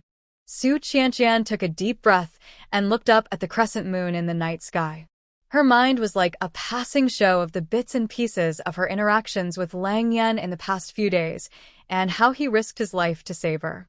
As she thought about it, she couldn't help but touch her slightly swollen lips. She was not as angry about this kiss as she thought. It's not that she can't see how good Lang Yen is to her, but she is not from this world after all. This is an orc world. There is no so-called concept of promiscuity, let alone monogamy. Orcs may be in heat anytime and anywhere, looking for females to give birth to children. If she was originally from this world, she might not reject all this. But she is not. She has received more than 20 years of modern high-quality education. She does not want to become a reproductive machine, let alone become one of them. Maybe one day, she will leave here. Thinking of this, Su Qianqian shook her head vigorously twice to suppress the chaotic thoughts in her heart. Let's find Lang Yen first. She looked around and did not see Lang Yan's figure. She walked forward a few steps. After walking for a while, she saw the shadow of Lang Yen by the river not far away. He closed his eyes and soaked in the cold river water. His whole body was red, and his lips were purple. Su Qianqian's eyes sank, and she walked over quickly. Hearing the footsteps, Lang Yen opened his eyes at the right time, and his gray-blue eyes met her sight. But the moment he caught her eye, he hurriedly looked away and lowered his head. Under the cold moonlight, the man's tall nose and dense eyelashes seemed to be covered with a thin layer of frost, making his face look even paler. Seeing this scene, Su Qianqian felt a surge of anger in her heart, and she couldn't help cursing. Do you want to die? You have so many wounds on your body, and you have a fever, and you come to touch this river water. The water at night is the coldest and extremely harmful to the body, not to mention that he has so many wounds on his body. What if he gets infected? I'm sorry. The man lowered his head, his hoarse voice revealing weakness. Su Qianqian said angrily, "Then why don't you come up quickly?" The man soaked in the river and didn't move. Su Qianqian gritted her teeth in anger and pretended to go into the water. Don't go in the water. The water is cold." Lang Yen then hurriedly got up and stood up suddenly from the pool. With the sound of water splashing, the man quickly got ashore. The hide on his body was almost soaked, and there were water droplets all over his lean chest and abdominal muscles, which slowly flowed down along the muscle lines that kept winding down, creating a full visual impact. Su Qianqian looked away unnaturally. However, the next second, the man standing in front of her suddenly staggered and fell forward heavily. Su Qianqian was startled, and her hands reached out faster than her brain to support him. She looked up at Lang Yan's face, which was extremely weak, as if he was going to faint in the next second. The skin that her fingers touched was also frighteningly cold. Su Qianqian frowned immediately and went to look at his wounds. As expected, the wounds on his body were soaked white by the river water, and the skin and flesh were turned outward. Why don't you take care of your body? She felt distressed when she saw it, and the wood-type supernatural power in her hands was gently transmitted to his wounds. Lang Yan looked at the light green color that lit up in the night, and was silent for a long time. His eyes fell on the girl's face, with some complicated emotions in his eyes. Why did you come back then? Hearing this, Su Qianqian pursed her lips and said nothing. Why did she come back? Is there any need to ask this? Did she have to abandon Lang Yan and live alone? If it were someone else, I would go back too. Su Qianqian turned her head away and said in a light tone. She knew what Lang Yan wanted to ask. He fought for a way out for her and faced the siege of the poisonous scorpion orcs alone. She originally thought that she would escape and never come back. But unexpectedly, she came back. She came back regardless of the danger, and saved him. If she said that she had no feelings for Lang Yan in her heart, even she herself would not believe it. But the same sentence, she would leave eventually, and unnecessary feelings should not exist. Seeing Lang Yan's hesitant look, Su Qianqian withdrew her palm, supported him, and said, Don't talk, I'll take you back first. His body was too cold, and if it went on like this, I didn't know what would go wrong. Lang Yan looked at her deeply, and finally swallowed the words in his mouth. The petite girl supported the tall man, and the two walked back one deep step and one shallow step. Back to the cave, Su Qianqian picked up some firewood with quick hands and feet and started a pile of fire. The warm firelight illuminated the entire cave. Lang Yan sat beside the girl, watching her busy work for him. He felt the chill on his body being dispelled little by little, and his heart was as warm as spring. Finally, he spoke.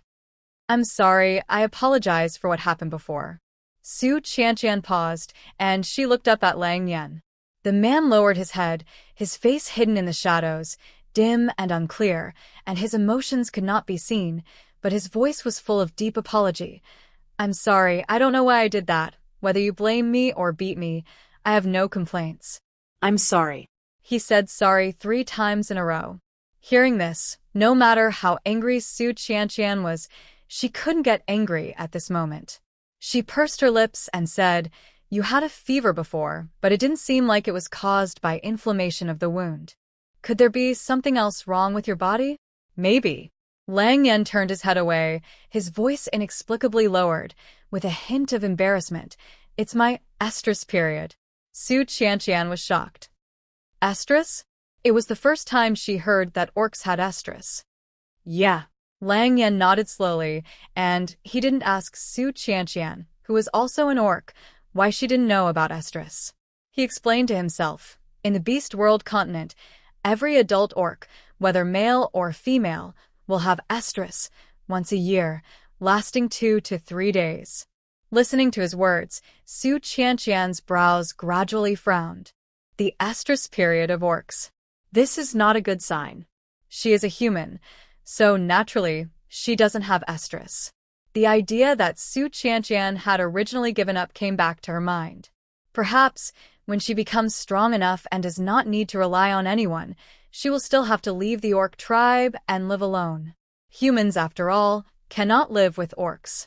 Lang Yan was roasted by the warm fire and gradually became drowsy. When Su Qianqian came to her senses after thinking, she turned her head and found that Lang Yan had fallen asleep against the wall. The fire next to him was crackling, and the man's cold eyebrows and eyes seemed a little gentle under the light of the fire. Su Qianqian looked at him. This appearance was considered outstanding among the orcs she had seen. No wonder Lan Di wanted him so much. After watching for a long time, Su Qianqian couldn't help but walk over. The animal skin on Lang Yan's body had been roasted dry, and his originally pale face gradually became red. She gently covered him with the animal skin beside him. After adding a few more firewood to the fire, Su Qianqian got up and went to the other side of the cave and lay down to rest. After running around all day and being tired, it was rare to have such a quiet and leisurely moment. Su Qianqian soon fell asleep. After she fell asleep, the man who was sleeping on the other side slowly opened his eyes. His eyes fell on Su Qianqian, who was an arm's length away from him. The girl's sleeping face was very peaceful, her petite body curled up slightly, a few strands of hair fell on her cheeks, and it seemed to be a little itchy. Su Qianqian couldn't help but wrinkled her small nose in her sleep. Lang Yan looked at her, and a smile appeared in his eyes. He carefully reached out and gently pushed the strands of hair behind the girl's ear with his fingers. The action was indescribably gentle and careful, as if he was afraid of waking up the sleeping girl. But when his eyes fell on the corner of Su Qianqian's forehead where the mud was rubbed off, the smile in Lang Yan's eyes disappeared for no reason. Su Qianqian had been tired all day and had experienced the siege of poisonous scorpions and escaped from death. The mud on her forehead had been rubbed off a lot, revealing the fair skin underneath. Lang Yan looked at the fair skin, which was reflected by the moonlight projected from outside the cave, as clear and translucent as mutton fat jade. His eyes gradually deepened, and he remembered the scene when he first met Su Qianqian. That day, he ventured into the misty forest to hunt. When he looked up, he seemed to see a beautiful girl who fell from the sky, like a god. When he rushed over, the girl was wrapped by huge vines inch by inch, and her petite figure seemed to merge with those vines. He tore the vines apart with great effort and finally saw the girl's face clearly. At that moment, he felt that his breathing seemed to stop. That day, he didn't know whether he was possessed by a ghost or what, but he took the girl back to the tribe while she was unconscious. However, seeing that she tried hard to hide her face and lived carefully in the tribe, but was still excluded, Lang Yan couldn't help but feel guilty. Perhaps, if it weren't for his selfishness that day, she might not have to endure all this in the tribe. Thinking of this, Lang Yan couldn't help but sigh. The memories in his eyes gradually faded away, and he looked at the sleeping girl in front of him again. His eyes fell on her forehead where the mud was rubbed off. After a long silence, Lang Yan reached out and wiped some extinguished black charcoal, and bit by bit, he blackened the skin on the girl's forehead again. Su Qianqian was immersed in sleep, unaware. The rough fingertips rubbed back and forth on her soft cheeks, and Lang Yan's mind couldn't help but waver. His eyes couldn't help but move down and touch the girl's slightly swollen lips. He licked the wound on his lips unconsciously, but soon, he turned his eyes away. With his hands clenched into fists, Lang Yan took a deep breath and immediately got up and left the cave. But he didn't go far, but sat at the entrance of the cave, blowing the cold mountain wind, and his hot and swollen head gradually became clear. A night passed. A ray of sunlight shone into the cave in the early morning. Su Qianqian opened her eyes, and what she saw was an empty cave and an extinguished fire. She sat up and looked around. Lang Yan was not in the cave. Where did he go? Just as she was wondering, Su Qianqian heard a sound. She turned around and saw Lang Yan carrying 2 pheasants into the cave. The 2 pheasants had been plucked, their internal organs removed, and cleaned inside and out without any blood. Su Qianqian was stunned. He went out early in the morning just to catch these 2 pheasants? Lang Yan walked straight over, put the 2 pheasants on clean leaves, then went outside the cave to pick up some firewood and built a simple fire. After doing all this, he turned his gaze to Su Qianqian. The meaning was self-evident. Su Qianqian pursed her lips, said nothing, silently took out a lighter from the storage bag on her waist, and lit the fire. Lang Yan's eyes naturally fell on the lighter, but there was no intention to delve into it in his eyes. He just laughed softly. This thing is convenient. After that, he stood up and left the cave without asking about the lighter. Su Qianqian remained calm on the surface, but she was relieved in her heart.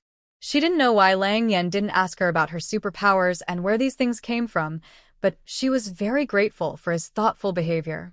Lang Yan dug some mud from outside. As soon as Su Qianqian saw the mud, she knew what he was going to do, and her eyes suddenly showed something hard to describe. After the seasonings were marinated, Su Qianqian stuffed the remaining raspberries into the chicken's belly. In addition, she also took out some wild mushrooms that she had picked earlier, cleaned them, and stuffed them into the chicken's stomach. Lang Yan watched from the side without saying a word until Su Qianqian wrapped the 2 pheasants with leaves. Then, he started to wrap the mud he brought back layer by layer, and finally wrapped it into a sealed mud ball. Su Qianqian raised her eyebrows when she saw it. This guy is a fast learner. He learned it after only seeing her do it once before. Her eyes subconsciously fell on Lang Yan's arm. Not only could he move, but he could also work quite skillfully. So she smiled and asked, "Are your injuries healed?" Lang Yan put 2 mud into the fire to roast. Hearing this, he nodded and said, "Yes, it's all healed." After that, he tilted his head slightly, showing the back of his neck to Su Qianqian, and explained, "Thanks to that poisonous scorpion orc, not only are my injuries all healed, but under the catalysis of the scorpion venom, my superpowers have also been upgraded." Su Qianqian looked at the beast pattern on the back of his neck. There was actually 1 more beast pattern than before, now 4. She was stunned for a moment, then said in surprise, "So you had a fever last night because your superpowers were upgraded." No wonder the beast pattern on the back of his neck was so hot at that time. It turned out that the 4th beast pattern was growing. Hearing her mention of what happened last night, Lang Yan was embarrassed for a moment. He lowered his head silently, pursed his thin lips. Probably. "Then what is the attribute of your superpower?" Su Qianqian asked again. She didn't seem to have seen Lang Yan use his superpowers very often. She was really curious about his superpowers. Attributes? Lang Yan was stunned when he heard this, as if he didn't understand what she meant by attributes. It's that kind. The kind of ability that emits color. Su Qianqian didn't know how to explain it, so she simply stretched out her palm and demonstrated her wood-related ability to him, like mine, the green one, which belongs to the wood-related ability. It can ripen and control plants, and can also heal wounds. Looking at the light green light blooming in the girl's fair palm, Lang Yan frowned, then shook his head and said, "I've only seen colored abilities like yours in the priest of Wanshou City. He can conjure up flames out of thin air and is the greatest priest of Wanshou City. That should be a fire-related ability." Su Qianqian explained, "This kind of ability is usually called the 5-element ability. The 5 elements include gold, wood, water, fire, and earth. My ability belongs to wood, and the ability of the priest you mentioned belongs to fire. Of course, in addition to the 5-element ability, there are other mental abilities, spatial abilities, and physical enhancement abilities." Su Qianqian talked a lot and introduced to Lang Yan the types of abilities and their corresponding abilities. Of course, these are all summed up from her experience of reading novels for many years. When Lang Yan heard the last part, he looked at Su Qianqian with a changed look. "You seem to know more than the priests of Wanshou City. These Are all told to you by the beast god himself." "Of course." Su Qianqian narrowed her eyes and smiled pretentiously. "Didn't you say that I am a holy female?" "I am a holy female blessed by the beast god. Isn't it normal to know these things?" Lang Yan. He turned his head away and didn't say anything else, but his expression unconsciously fell. Su Qianqian didn't notice it and asked herself, "By the way, what is the priest's prophecy you mentioned earlier? Can the priests of your Grey Wolf tribe also predict the arrival of the holy female?" This is the prophecy left by the previous priest before he died. He said that the Grey Wolf tribe will usher in a legendary holy female 100 years later. But at the same time, it will also bring a devastating disaster to the Grey Wolf tribe. Lang Yan didn't say the last sentence. Su Qianqian listened and nodded thoughtfully. "Then priests can also communicate with the beast god?" "Some powerful priests can communicate with the beast god. In our Grey Wolf tribe, only the previous priest could occasionally dream of the beast god. Now, probably only the great priest in the city of 10,000 beasts can communicate with the beast god," Lang Yan said, and looked at Su Qianqian again. His face suddenly became serious. "You are a holy female. When you return to the tribe, you must never mention it to anyone, especially the patriarch and the priest. and your supernatural powers must never be known to orcs other than me." Hearing this, Su Qianqian was stunned. She didn't expect Lang Yan to say such a thing. He asked her to keep the secret of the holy female and supernatural powers. Is he protecting her? Su Qianqian pursed her lips and was silent. After a long time, she said, "I understand." "Thank you, Lang Yan. I will definitely keep these two secrets in the future." Lang Yan didn't speak again, just lowered his head, and didn't know what he was thinking. The cave was quiet for a while, with only the sound of the burning fire. Su Qianqian glanced at the two mud in the fire. They had been roasted very dry, and the chicken inside should be cooked. She reached out and picked up a wooden stick, pulled out the two mud, and put them aside. She wanted to wait until they were cooler before doing anything. Lang Yan, who was next to her, saw this, and his palms had turned into wolf claws. With one claw, the mud shell instantly broke into pieces. Instantly, a rich aroma came to her nose. Su Qianqian's eyes lit up. It smelled really good. Maybe it was because the seasoning was enough this time. This beggar chicken was better than the last time, when everyone was watching. Lang Yan used his claws to pick open the leaves wrapped outside, and the chicken meat exposed was golden in color, shiny and oily, and looked very delicious. Smelling this fragrance, Lang Yan, who was always calm and self-controlled, couldn't help swallowing his saliva. Su Qianqian was concerned about the heat, so she took out a dagger from her storage bag and tried to cut the chicken into small pieces. When she looked up, she saw Lang Yan holding a whole beggar chicken and gnawing on it. The hungry wolf looked like it had been hungry for a long time. Su Qianqian was a little amused. She didn't seem to be starving this guy, because she had fed him meat porridge every meal when he was unconscious. Su Qianqian didn't know that the meat porridge she fed him was just a drop in the bucket for an orc with a big appetite, and it was far from enough. In a short while, the whole beggar chicken was eaten up by Lang Yan. Su Qianqian saw that he was still not satisfied, so she cut off most of her beggar chicken and handed it to him.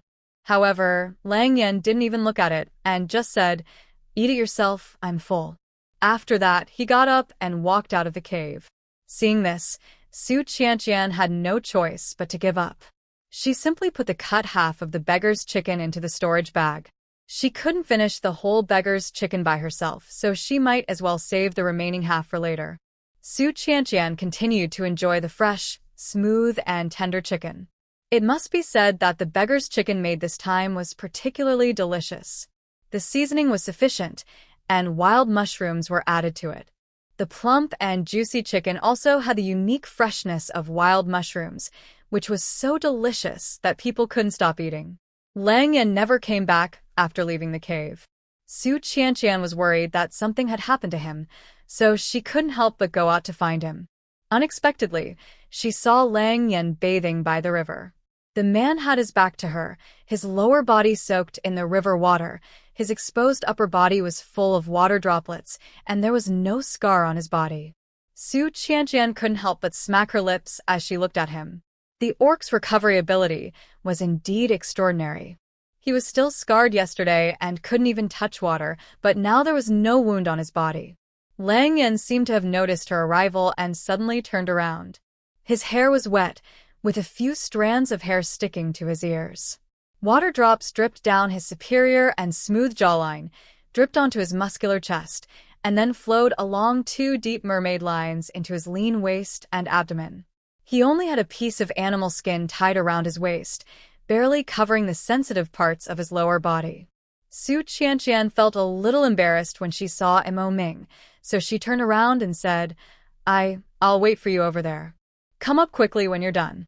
After saying that, she lowered her head and walked away quickly. Why is he taking a bath so early in the morning? Su Qianqian walked and unknowingly came to the apple orchard again. She looked at the apple orchard in front of her that was almost burned down and almost subconsciously shrank back. The situation was urgent at the time, and she had no time to think about anything. Now, thinking back, she couldn't help but feel a little scared. If those barrels of diesel hadn't burned the group of poisonous scorpions to death, what would be her fate? Not only would Lang Yan die, but she would also not be able to escape the fate of becoming a reproductive tool. Thinking of this, Su Qianqian felt like she was holding her breath and couldn't let it out. After all, she was too weak. If she was stronger, strong enough not to rely on anyone, strong enough to make others afraid, would the poisonous scorpion orcs dare to treat her like this? The hands hanging by her side gradually clenched into fists. Su Qianqian secretly swore in her heart that after escaping death this time, she must find a way to quickly improve her supernatural powers and make herself strong enough not to fear anyone. After thinking about it, Su Qianqian turned around and was about to leave this place, but the moment she turned around, she caught a glimpse of something shiny on the grass not far away. She was stunned. That grass was the grass where the poisonous scorpions were burned before. The place where the scorpion beast men lived was completely barren after being burned by the fierce fire. The corpses of the poisonous scorpion beast men had long been turned into charcoal, so how could there be anything left? Su Qianqian walked over with a trace of doubt and saw a crystal stone the size of a thumb on the bare ground. Picking it up, the crystal stone was translucent and smooth and felt as warm as jade. It had a crystal-like luster all over, and it was very beautiful. "What is this?" While she was in a daze, Lang Yan's voice suddenly sounded from behind. "That's the beast crystal." Su Qianqian turned around and saw Lang Yan walking over with a clean and refreshing look, and his whole body was still carrying the clean and fresh scent after a bath. He stopped in front of Su Qianqian, looked at the crystal in her hand carefully, and then said, "This is the beast crystal left behind by the poisonous scorpion orc after his death. Every orc who has awakened his superpowers will grow a beast crystal in his body. This is the carrier of the orc's power and is very precious." Su Qianqian was stunned. Isn't this the same as the crystal core in the brain of the zombies in the novel? She almost subconsciously asked, "Can this thing be absorbed?" Lang Yan glanced at her and didn't seem surprised at all that she could ask such a question. He nodded and said, "Of course you can, but you need to have a higher level of superpowers to absorb it. Otherwise, you will not be able to withstand the energy of the beast crystal and will explode and die." "So serious?" Su Qianqian was surprised. Lang Yan glanced at her, then looked at the beast crystal in her hand again and said, "That poisonous scorpion orc had 2 beast patterns. The beast crystal left behind should be a second-level beast crystal." Oh. Su Qianqian was a little disappointed. Then this beast crystal could not be absorbed casually. She didn't know whether her ability had reached the 2nd level. However, if she couldn't absorb it, maybe she could put it in the plain trading system to sell it. So, Su Qianqian quietly opened the plain trading system in front of Lang Yan. Ding, a rare item of the beast world continent. The 2nd-level beast crystal. Is it for consignment? Reference price: 1 to 500,000 star coins. The moment she saw the reference price, Su Qianqian's breath was instantly choked. Oh my god, is she seeing it right? This small beast crystal is as high as 500,000 star coins. This is twice as expensive as the lowest level star core in the interstellar plane. Su Qianqian's heart couldn't help but beat wildly. If she sold this beast crystal, she would never lack star coins in the future. Thinking of this, she subconsciously glanced at Lang Yan. Lang Yan, can this beast crystal? Unexpectedly, as soon as she opened her mouth, Lang Yan spoke first. "You killed that poisonous scorpion orc. This beast crystal is yours. You can do whatever you want with it." After that, he looked away and stopped talking. Ah? It belongs to her alone? Su Qianqian was a little caught off guard. Lang Yan was too generous. Although she burned the poisonous scorpion orc to death with diesel, Lang Yan's help was also indispensable. Lang Yan was a rare orc with 3 beast patterns in the beast world continent. No, now it should be a beast with 4 beast patterns. He should not be unaware of the preciousness of the beast crystal. He just let her have it so easily? Forget it, since he is so humble, then she will accept it. At most, she can compensate him with other things in the future. So, Su Qianqian put the 2nd-level beast crystal into the storage bag with peace of mind. She looked up at Lang Yan again and was about to say a word of gratitude, but suddenly found that the man in front of her seemed to have changed slightly. His figure seemed to be taller and more burly than before, and his skin became whiter, especially his pair of gray-blue eyes, which were deeper and purer than before, with a sense of oppression that made it difficult for people to look directly at him. Su Qianqian was stunned. Could it be that the upgrade of the orc's abilities would also make them experience a cleansing of the tendons and marrow? Su Qianqian remembered that Jiao had told her before that male orcs who had awakened their powers were different from ordinary orcs. They had powers to protect their bodies, and their temperament, body shape, and appearance were far superior to ordinary orcs. Thinking back to this, Lang Yan did look different from the orcs in the Grey Wolf tribe. Most of the orcs in the tribe, especially the female orcs without powers, looked dirty and unhygienic. It looked like he hadn't taken a shower for months, his hair was messy, and he ate raw meat frequently, so his mouth smelled foul. But Lang Yan was different from them. Although he also ate raw meat frequently, his teeth and face were clean, just like a cultivator who often used magic to clean himself. Anything else? Seeing Su Qianqian looking at him, Lang Yan looked over in confusion. Su Qianqian turned away unnaturally and coughed dryly, saying, "Since you are well, we don't have to stay here all the time. Let's go back to the tribe as soon as possible." Lang Yan nodded, okay. However, before leaving, Su Qianqian still didn't let go of the apple and pear forests. Lang Yan was tall, so she asked him to climb up the tree directly and pick all the apples and pears that she couldn't pick before. Su Qianqian used a storage bag to collect them below, and finally the storage bag couldn't hold them, so she used the backpack item bar that came with the plain trading system to load them. Although the inventory only had 10 slots, each slot could hold an unlimited number of items of the same type. She put all the apples and pears into the inventory, which only took up 2 slots, leaving a lot of space in the storage bag. Lang Yan didn't ask her why she picked these apples and pears, and almost did whatever she said. Until the end, the entire apple and pear forest was almost looted, and the two stopped. Lang Yan got down from the tree neatly. Compared with Su Qianqian, who was busy catching fruits and almost collapsed from exhaustion, he looked relaxed, and his body was not even stained by a single leaf. Su Qianqian looked at him and was quite envious. This orc had good physical strength. She walked over, picked the largest and roundest apple and handed it to Lang Yan, smiling and said, "Try it?" Lang Yan glanced at it. As a carnivorous gray wolf, he hardly ate vegetarian food, especially these wild fruits that could not resist hunger. But looking at the apple handed over by the girl, he still took it and took a bite. It was crispy and juicy, very thirst-quenching. It tasted better than expected. Lang Yan finished the apple in his hand in 2 or 3 bites. After finishing, he patted the remaining crumbs on his hands, then transformed into a wolf in front of Su Qianqian and said, "Come up, while it's still early. We should be able to get out of this valley before dark." Seeing this, Su Qianqian also climbed up the wolf's back neatly. Lang Yan, this guy, didn't know whether he had explored the terrain in advance or relied on the orc's natural keen sense of smell and easily found an exit between the narrow gaps of the 2 mountains. However, the passage to the exit was very narrow, and Lang Yan couldn't walk through it in his huge wolf form. Just when Su Qianqian thought that Lang Yan was going to transform into a human form, he saw him slap the stone wall in front of him with one claw. The stone wall instantly broke into pieces, and countless broken stones fell down. The originally narrow passage was forcibly slapped into a wider gap. Su Qianqian was stunned.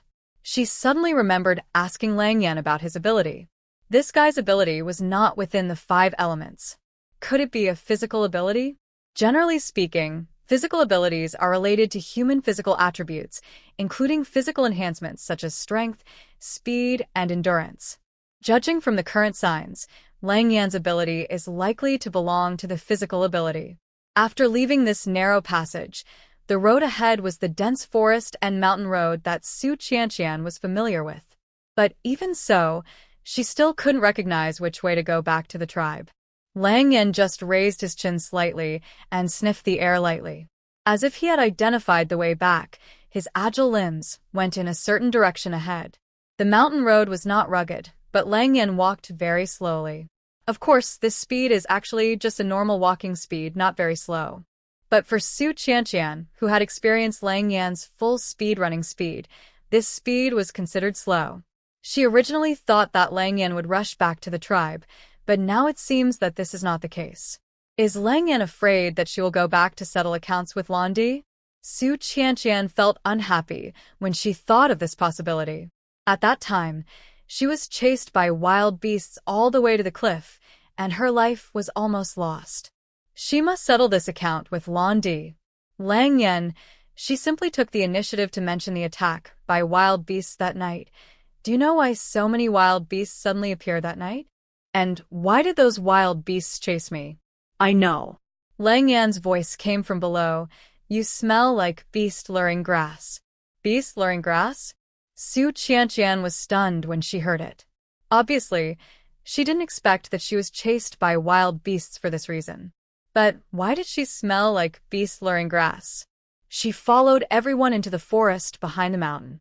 During this period, she had never touched anything else except raspberries. How could she smell like beast-luring grass? Suddenly, she remembered that night when Londi kept rubbing against her and snatched her crossbow. Could it be that he secretly put the animal-luring grass on her at that time? Su Qianqian's eyes turned cold in an instant. This Londi, her heart is so vicious. She will never let her go. Lang Yan's voice rang at this time. The animal-luring grass is only available to the witch doctor in the tribe. If you want to use it to track down the murderer, it may not be easy. You should. Lang Yan, what do you mean? Su Qianqian interrupted Lang Yan with an ugly face. It's not easy to track down the murderer. Do you want me not to investigate this matter? Why should this murder be tracked down? Who else would hurt her like this except Londi? She didn't believe that so many eyes didn't see Londi's behavior of snatching her crossbow arrows. Lang Yan was silent and didn't say anything. His silence made Su Qianqian more certain that the other party wanted to protect Londi. That's right. Londi is an extremely precious female in the tribe. No matter how big a mistake she makes, she will be forgiven. Moreover, she is not dead yet. Even if she goes back to the tribe and accuses Londi of harming her, she will definitely be evaded. She has experienced many such things. Since she was a child, her parents have told her to give in to her brother in everything. When her brother makes a mistake, she has to take the blame. When her brother is punished, she has to be scolded. These things that are always unfair to her, her parents take it for granted that she should bear them. No one has ever cared about her feelings. Just like now, anyone with a discerning eye can see that the animal attracting grass on her body was put by Londi, but even Lang Yan's words meant that she should give up the investigation. Lang Yan, She said coldly, "Put me down. I want to walk by myself." Lang Yan paused, as if he didn't understand why she suddenly wanted to walk by herself. Su Qianqian ignored him, got off the wolf's back with a cold face, and walked forward on her own. Looking at Su Qianqian's back as she walked forward alone, Lang Yan suddenly became a little anxious. He hurriedly chased after her. Hey! Su Qianqian didn't even look at him, just walked forward on her own, completely ignoring him. That's not what I meant. Lang Yan finally realized that he had said the wrong thing. He reached out to pull Su Qianqian's hand. You know, Londi is a female in the tribe. No matter how big a mistake she made, she would not be substantially punished. Moreover, the Grey Wolf tribe has a rule that no matter how big a mistake a female made, even if she killed someone, she would not be sentenced to death. You go back and accuse her of framing you, and in the end, she will just be locked up for a few days. Su Qianqian sneered when she heard this. She shook off Lang Yan's hand and said in a cold voice, "So, you want me to make a big deal out of a small matter?" What I mean is Lang Yan took a deep breath and suddenly said seriously, "I want you to find evidence that she framed Ah Jiao and had an affair with her beastly husband." What do you mean? Su Qianqian was stunned. You really know that it was Londi who framed Ah Jiao and that she fell off the cliff that day? Lang Yan said in a deep voice. When she was brought back that day, I smelled the scent of the beast-luring grass on her body. Although her beastly husband tried his best to cover it up, I still smelled a hint of it. Su Qianqian's face suddenly darkened. It turned out that she had used the beast luring grass to frame Jillian. This woman was so hateful. But In your Grey Wolf tribe, it is not illegal for Londi to kill people, so what's the point of reporting her for having an affair with Jiao's beast husband?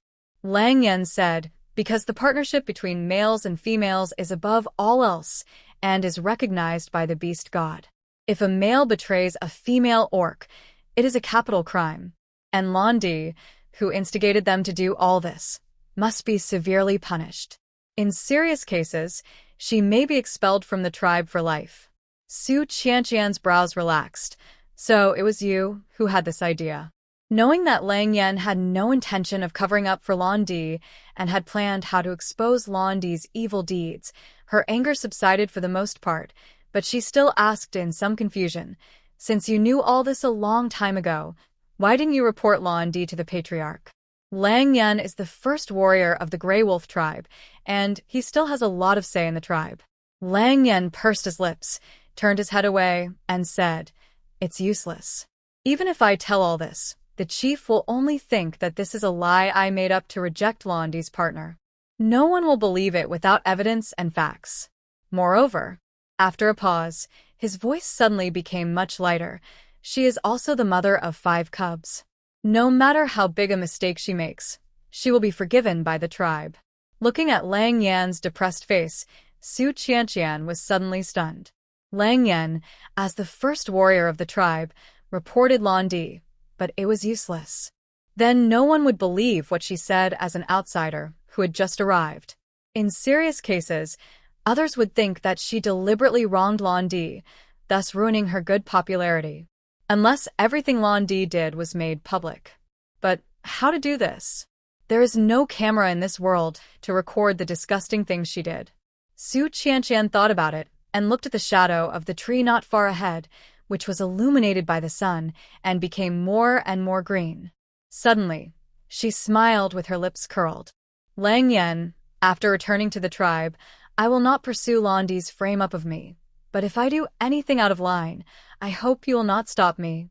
Since the tribe is so tolerant of females, don't blame her for revenge." After saying that, she turned and left. Lang Yan looked at her deeply, and contrary to his usual behavior, he did not speak, but followed her footsteps silently. Su Qianqian was thinking about how to take revenge on Londi, so she was not in a hurry to return to the tribe. She picked some vines and branches on the roadside and wove a simple basket. Along the way, she saw a lot of wild fruits and herbs. Although there were not as many as those grown in the previous call, since she saw them, Su Qianqian would not let them go. She picked them all, put a small part into the newly woven basket, and put the rest into the storage bag. Lang Yan saw it, and as usual, he didn't say anything and even helped her pick silently. The journey that was supposed to take half a day, the two of them just dragged on for a whole day. At noon, they were hungry. Lang Yan was about to let Su Qianqian rest on the spot while he went hunting, but he saw Su Qianqian took out a white, soft thing and handed it to him. "What is this?" soup dumpling. Su Qianqian threw the soup dumpling directly into Lang Yan's hand. She had been walking alone all the way and was already starving. She didn't bother to explain anything to Lang Yan and just ate it by herself. Lang Yan glanced at her twice before casting his eyes on the soup dumpling in his hand. The white, soft thing was really delicious. The stuff smelled delicious, and it was food he had never seen before.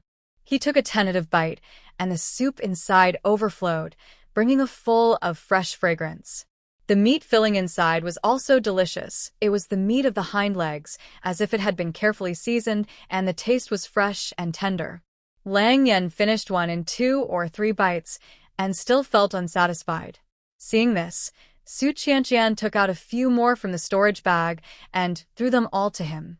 Lang Yan watched Su Qianqian take out things from the palm-sized animal skin bag continuously, as if he could never finish it, and finally couldn't help asking, "That bag, was it also given to you by the beast god?"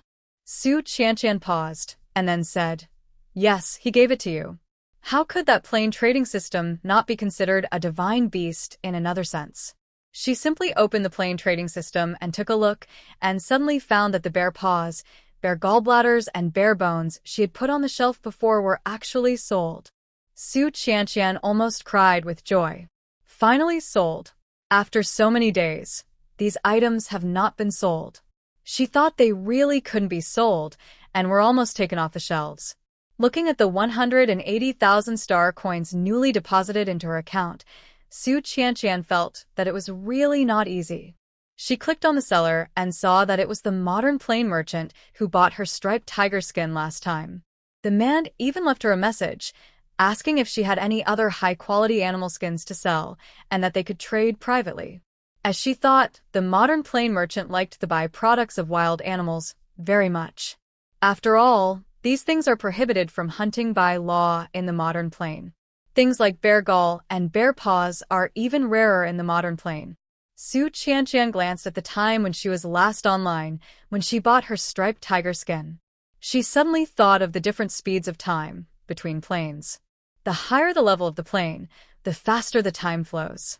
Maybe the beast world she was in was higher than the modern world, and the flow of time was faster than that of the modern merchant, so the bare paws and bare gall that had been unsold for several days in her eyes were just put on the shelf in the eyes of the modern merchant. Knowing that her things were not unsaleable, Su Qianqian breathed a sigh of relief and quickly sent a message to the modern merchant. Since the other party was willing to trade privately, why not do it? After all, it would be good to save a sum of handling fees. Unexpectedly, as soon as she sent the message, the other party replied quickly, obviously waiting for her online. Hello, what types of animal skins do you have? Su Qianqian sent a long string of text: striped tiger skin, bear skin, deer skin, rabbit skin, sheepskin. Great, can you sell them all to me? I am willing to buy them at the highest reference price. Of course. Seeing that the other party was a wealthy man, Su Qianqian hurriedly opened her storage bag and sent all the animal skins inside, leaving only a few pieces for herself. The price of these animal skins is not as precious as bear paws and bear gallbladders. The price of a piece of animal skin is about 20,000 to 50,000 star coins. She sent a total of 30 pieces of animal skins, with a total value of nearly 900,000 star coins. Most of these animal skins were exchanged with the orcs in the tribe by her straw sandals. However, due to the rush to leave this time, some orcs have not been exchanged, and she should be able to exchange some when she returns. As soon as the animal skins were sent, the other party received them and transferred 1 million star coins to them neatly. Looking at the deposit in the account that exceeded 1 million star coins, Su Qianqian was so excited. With so many star coins, she would never have to worry about food again. As long as this modern businessman was still there, Su Qianqian quickly sent a message: "Can I buy some food and medicine from you privately?" With money, she naturally had to make plans for her future life. Of course, just tell me what you want. The most abundant thing in the modern plane is food and medicine. Su Qianqian thought about it and sent a series of lists, including rice, flour, grains, oil, salt, sauce, vinegar, vegetables, fruits, and various vegetarian, pickled, and canned foods. Su Qianqian asked for dozens of boxes of self-heating rice, instant noodles, vegetarian buns, hot pot, milk tea, and cakes. In addition, she also sent some medicines she wanted, such as saline, iodine disinfectant, medical bandages, and gauze, and also asked for a lot of fever medicine, cold medicine, and painkillers. After thinking about it, the problem of food and medicine was solved, but clothes and some necessary daily necessities were not yet available. The several paragraphs of text she sent almost occupied the entire chat interface. The other party seemed to browse for a long time before replying. Are you experiencing the end of the world? Famine? Escape? Su Qianqian, although not. But almost. Living in this beast world with nothing is almost like fleeing from famine. I just don't have much of the things you want in stock. Why don't you wait for 2 more days and I'll go to the factory at home to make them for you. So there's a factory at home. Su Qianqian was a little envious and replied with a good. If you buy so many things directly in the plane trading system, you will definitely have to pay a large handling fee. If you trade privately, you can save a lot. Lang Yin looked at Su Qianqian biting the soup dumpling. Her body maintained a semi-motionless posture, her eyes looking forward with a smile, as if she was communicating with someone in a friendly manner, and she couldn't help but frown. He subconsciously looked in the direction of Su Qianqian's gaze, but there was no one. Who is she talking to? The expression on her face was unexpectedly happy and joyful that he had never seen before. Unable to tell the reason, Lang Yin felt depressed.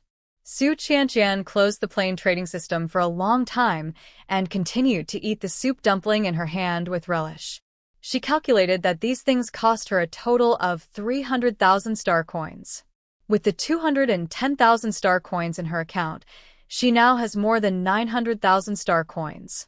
Why not go to the interstellar merchant to buy some guns and ammunition? With these things, she can deal with any large beasts in the future. While thinking, she raised her head inadvertently, but found that Lang Yin was looking at her steadily. Is there something? No. Lang Yin looked away, and then suddenly glanced at the soup dumpling in her hand. I remember you left half a cuckoo beast in the morning. Why didn't you eat it? Oh, I want to keep it and give it to someone in the tribe, Su Qianqian said without raising her head. When she made the beggar chicken in the morning, she put in enough seasonings, and it was very delicious. She wanted others to taste it. Who are you giving it to? Lang Yin asked subconsciously. Of course, the orcs in the tribe. Su Qianqian glanced at him, as if she didn't understand why he asked that. Lang Yin was silent. He lowered his head and said after a long time, Hey Mu doesn't lack food. You don't need to send him food. Shu Qianqian. Did she say she would send it to Hey Mu? However, Hey Mu was a very loyal guy and had been protecting her during the time in the forest. She should indeed send him some food as a thank you. While thinking about what to send to Hey Mu, she replied, that half-beggar chicken should not be enough for Hey Mu. I want to send him something else. By the way, Lang Yin, do you know what Hey Mu likes to eat? Unexpectedly, as soon as she said this, Lang Yan's face suddenly looked bad. But Su Qianqian, who was thinking about what to send to Hey Mu, did not see it. She opened her storage bag and took a look. He should not like wild fruits and fruits. Hey Mu was a carnivorous wolf orc, so he should prefer meat. But the meat she had on hand, except for the bear meat weighing several hundred kilograms, was nothing else. After a long time, Lang Yan's slightly low voice suddenly came to her ears. Hey Mu likes to eat dried meat. If you want to give it to him, just give him dried meat. Su Qianqian heard the voice and looked up at Lang Yan opposite, but she only saw that the other party lowered his eyebrows and had no expression on his face, but there was obviously a trace of loneliness in his eyes. Lang Yan didn't know why, but when he saw her being so good to other males, he felt an indescribable jealousy in his heart. He knew it shouldn't be. How could a male have such an idea of wanting to possess a female alone? This is wrong. Even the most unpopular female in the tribe has 5 beast husbands, let alone a rare holy female like the little female. But perhaps jealousy and possessiveness are an uncontrollable instinct. Lang Yin lowered his head, feeling depressed, when suddenly the girl opposite him spoke again. What about you? Lang Yin, what do you like to eat? Hearing this, Lang Yin looked up in astonishment, only to see Su Qianqian looking at him with a smile on her face. Speaking of which, you have also protected me and saved me along the way. What kind of thank you do you want? Lang Yan's heart trembled inexplicably as he was stared at by those beautiful almond eyes. He turned his head away and said in a muffled voice, No need, you have also saved me, so it's even. Okay. Since this guy calculated it so clearly, Su Qianqian stopped asking him. Jiao was right. Lang Yan was not an easy person to get along with, especially towards females. But she could understand that he was abandoned by his biological mother when he was a child, so it was understandable that he had aversion to females when he grew up. The two of them stopped talking, silently finished the food at hand, and then continued on their way. This time, Su Qianqian did not refuse Lang Yan's invitation and sat on his back. During the bumpy journey, before dark, Su Qianqian finally saw the hill where the Grey Wolf tribe was located. Lang Yan took a few leaps with his agile limbs and arrived at the outer area of the tribe. A few meters away was the square where the Grey Wolf tribe often gathered to distribute food. At this moment, almost all the orcs of the tribe gathered there, seemingly discussing something important. When the orcs saw them, they all showed surprise on their faces. Su Qianqian got off the wolf's back and looked at them. Behind the surprised expressions of many orcs, she saw Lan Di kneeling in front of the statue to repent. Lang Yan, you are finally back. When the chief saw them, he hurriedly came to greet them. He pulled Lang Yan to look him over for a long time. Seeing that he was fine, he looked at Su Qianqian. Seeing that she was also fine, he breathed a sigh of relief. It's good that you're back. It's good that you all okay. Thank you, Beast God, for your blessings. Thank you, Beast God, for your blessings. The patriarch's slightly red eyes were dark and blue, and his old face was haggard. It was obvious that he hadn't slept for several nights because of this matter. The priest also came over and sighed. Alas, if you had come back later, the chief would have organized everyone to look for you in the forest. As soon as he finished speaking, Lan Di, who was kneeling in front of the statue, suddenly stood up. Chief, since they all came back safely, can I forgive your punishment? Kneel down. The chief turned his head and cursed. In order to protect you, Wu Huan had an arm bitten off by a wild beast, and his leg was broken. How dare you stand up? If you hadn't secretly followed him to the back mountain forest without permission, would all this have happened? Can you blame me for that? Lan Di retorted righteously. If he wasn't useless, how could he have been bitten by a wild beast? Shut up. The chief was so angry at her attitude that he fell backwards and shouted, You must repent for your behavior in front of the statue for 3 days. Otherwise, I will order you to be put in solitary confinement. Lanti curled his lips, then knelt down reluctantly, but his eyes were fixed on Su Qianqian, who was standing next to Lang Yan. At this moment, Su Qianqian felt cold when she heard this. Wu Huan was killed and his arms and legs were broken, but Lanti was only punished to kneel for 3 days. It was just as Lang Yan said. Even if she pointed out that Lanti had used the beast-luring grass to frame herself, Lanti would probably not be punished too severely, as the orc tribe's tolerance for females was higher than she thought. Besides, she had no evidence to identify Lanti yet. At this moment, a sharp-eyed orc saw the beast pattern on the back of Lang Yan's neck and couldn't help but make a sound in surprise. Lang Yan, how come your beast pattern has become 4? As soon as these words came out, all the orcs present looked over. Really? Lang Yan, let me see. When the chief heard this, he hurried forward to check. After seeing the 4 distinct animal patterns, he could no longer contain the surprise and excitement on his face and asked quickly, How did you do this? Lang Yan, tell me quickly, what did you go through outside? How did your animal pattern become 4?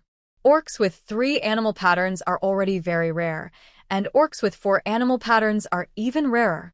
Their Grey Wolf tribe is indeed a race blessed by the beast god. They even have orcs with 4 animal patterns. Let's see who dares to bully their Grey Wolf tribe in the future. Facing everyone's expectant and envious eyes, Lang Yan just said lightly, Nothing. I just encountered a poisonous scorpion orc on the way, and I broke through after being poisoned and unconscious. Poisoned? Hearing that Lang Yan was also poisoned by a poisonous scorpion orc, the tribe leader was shocked and distressed. The scorpion tail poison of the poisonous scorpion orc is irresistible to anyone. Once poisoned, even the strongest orc will not survive for more than 2 days. Lang Yan, how did you cure the scorpion poison? Hearing this, Lang Yan subconsciously looked at Su Qianqian. Su Qianqian was well prepared. She took off the basket on her back, pointed to the various herbs in it in front of everyone, and said, I used these herbs to cure the scorpion poison for Lang Yan. As soon as these words came out, everyone's eyes turned to the herbs in the basket, but they could not recognize the herbs in the basket, and their faces were all confused. Lang Yan said at the right time, Chief, she is a witch doctor. She saved my life. Witch doctor? The chief and the priest showed disbelief on their faces at the same time. Huh, who are you kidding? Just as everyone was shocked, Landi's voice suddenly rang out again. You said last time that your mother was a witch doctor, and now you say you are a witch doctor. Do you really think that others are fools and so easy to fool? Hearing this, Su Qianqian's face also turned cold. It's up to you, believe it or not. Facing this Lan Di, she was too lazy to give a good face, and she didn't bother to explain anything. Anyway, she did know these herbs. She was admitted to the medical university by relying on her own strength in her previous life. Even if she had no practical experience in curing diseases and saving lives, she was still familiar with some basic pharmacology. Chief, all the injuries on my body were cured by her with herbs. The little female knows all the herbs on the mountain. Lang Yan rolled up the animal skin, revealing the scabbed scars on his arms. This was what he had discussed with Su Qianqian early in the morning. In order to conceal his supernatural powers, he could only attribute the recovery of his injuries to the herbs. This was also the reason why Su Qianqian picked and collected herbs along the way, in order to cover up his tracks. Seeing that Lang Yan personally admitted that Su Qianqian was a witch doctor, everyone was completely convinced. After all, the wounds on Lang Yan's body were real, and it was impossible for them to heal so quickly without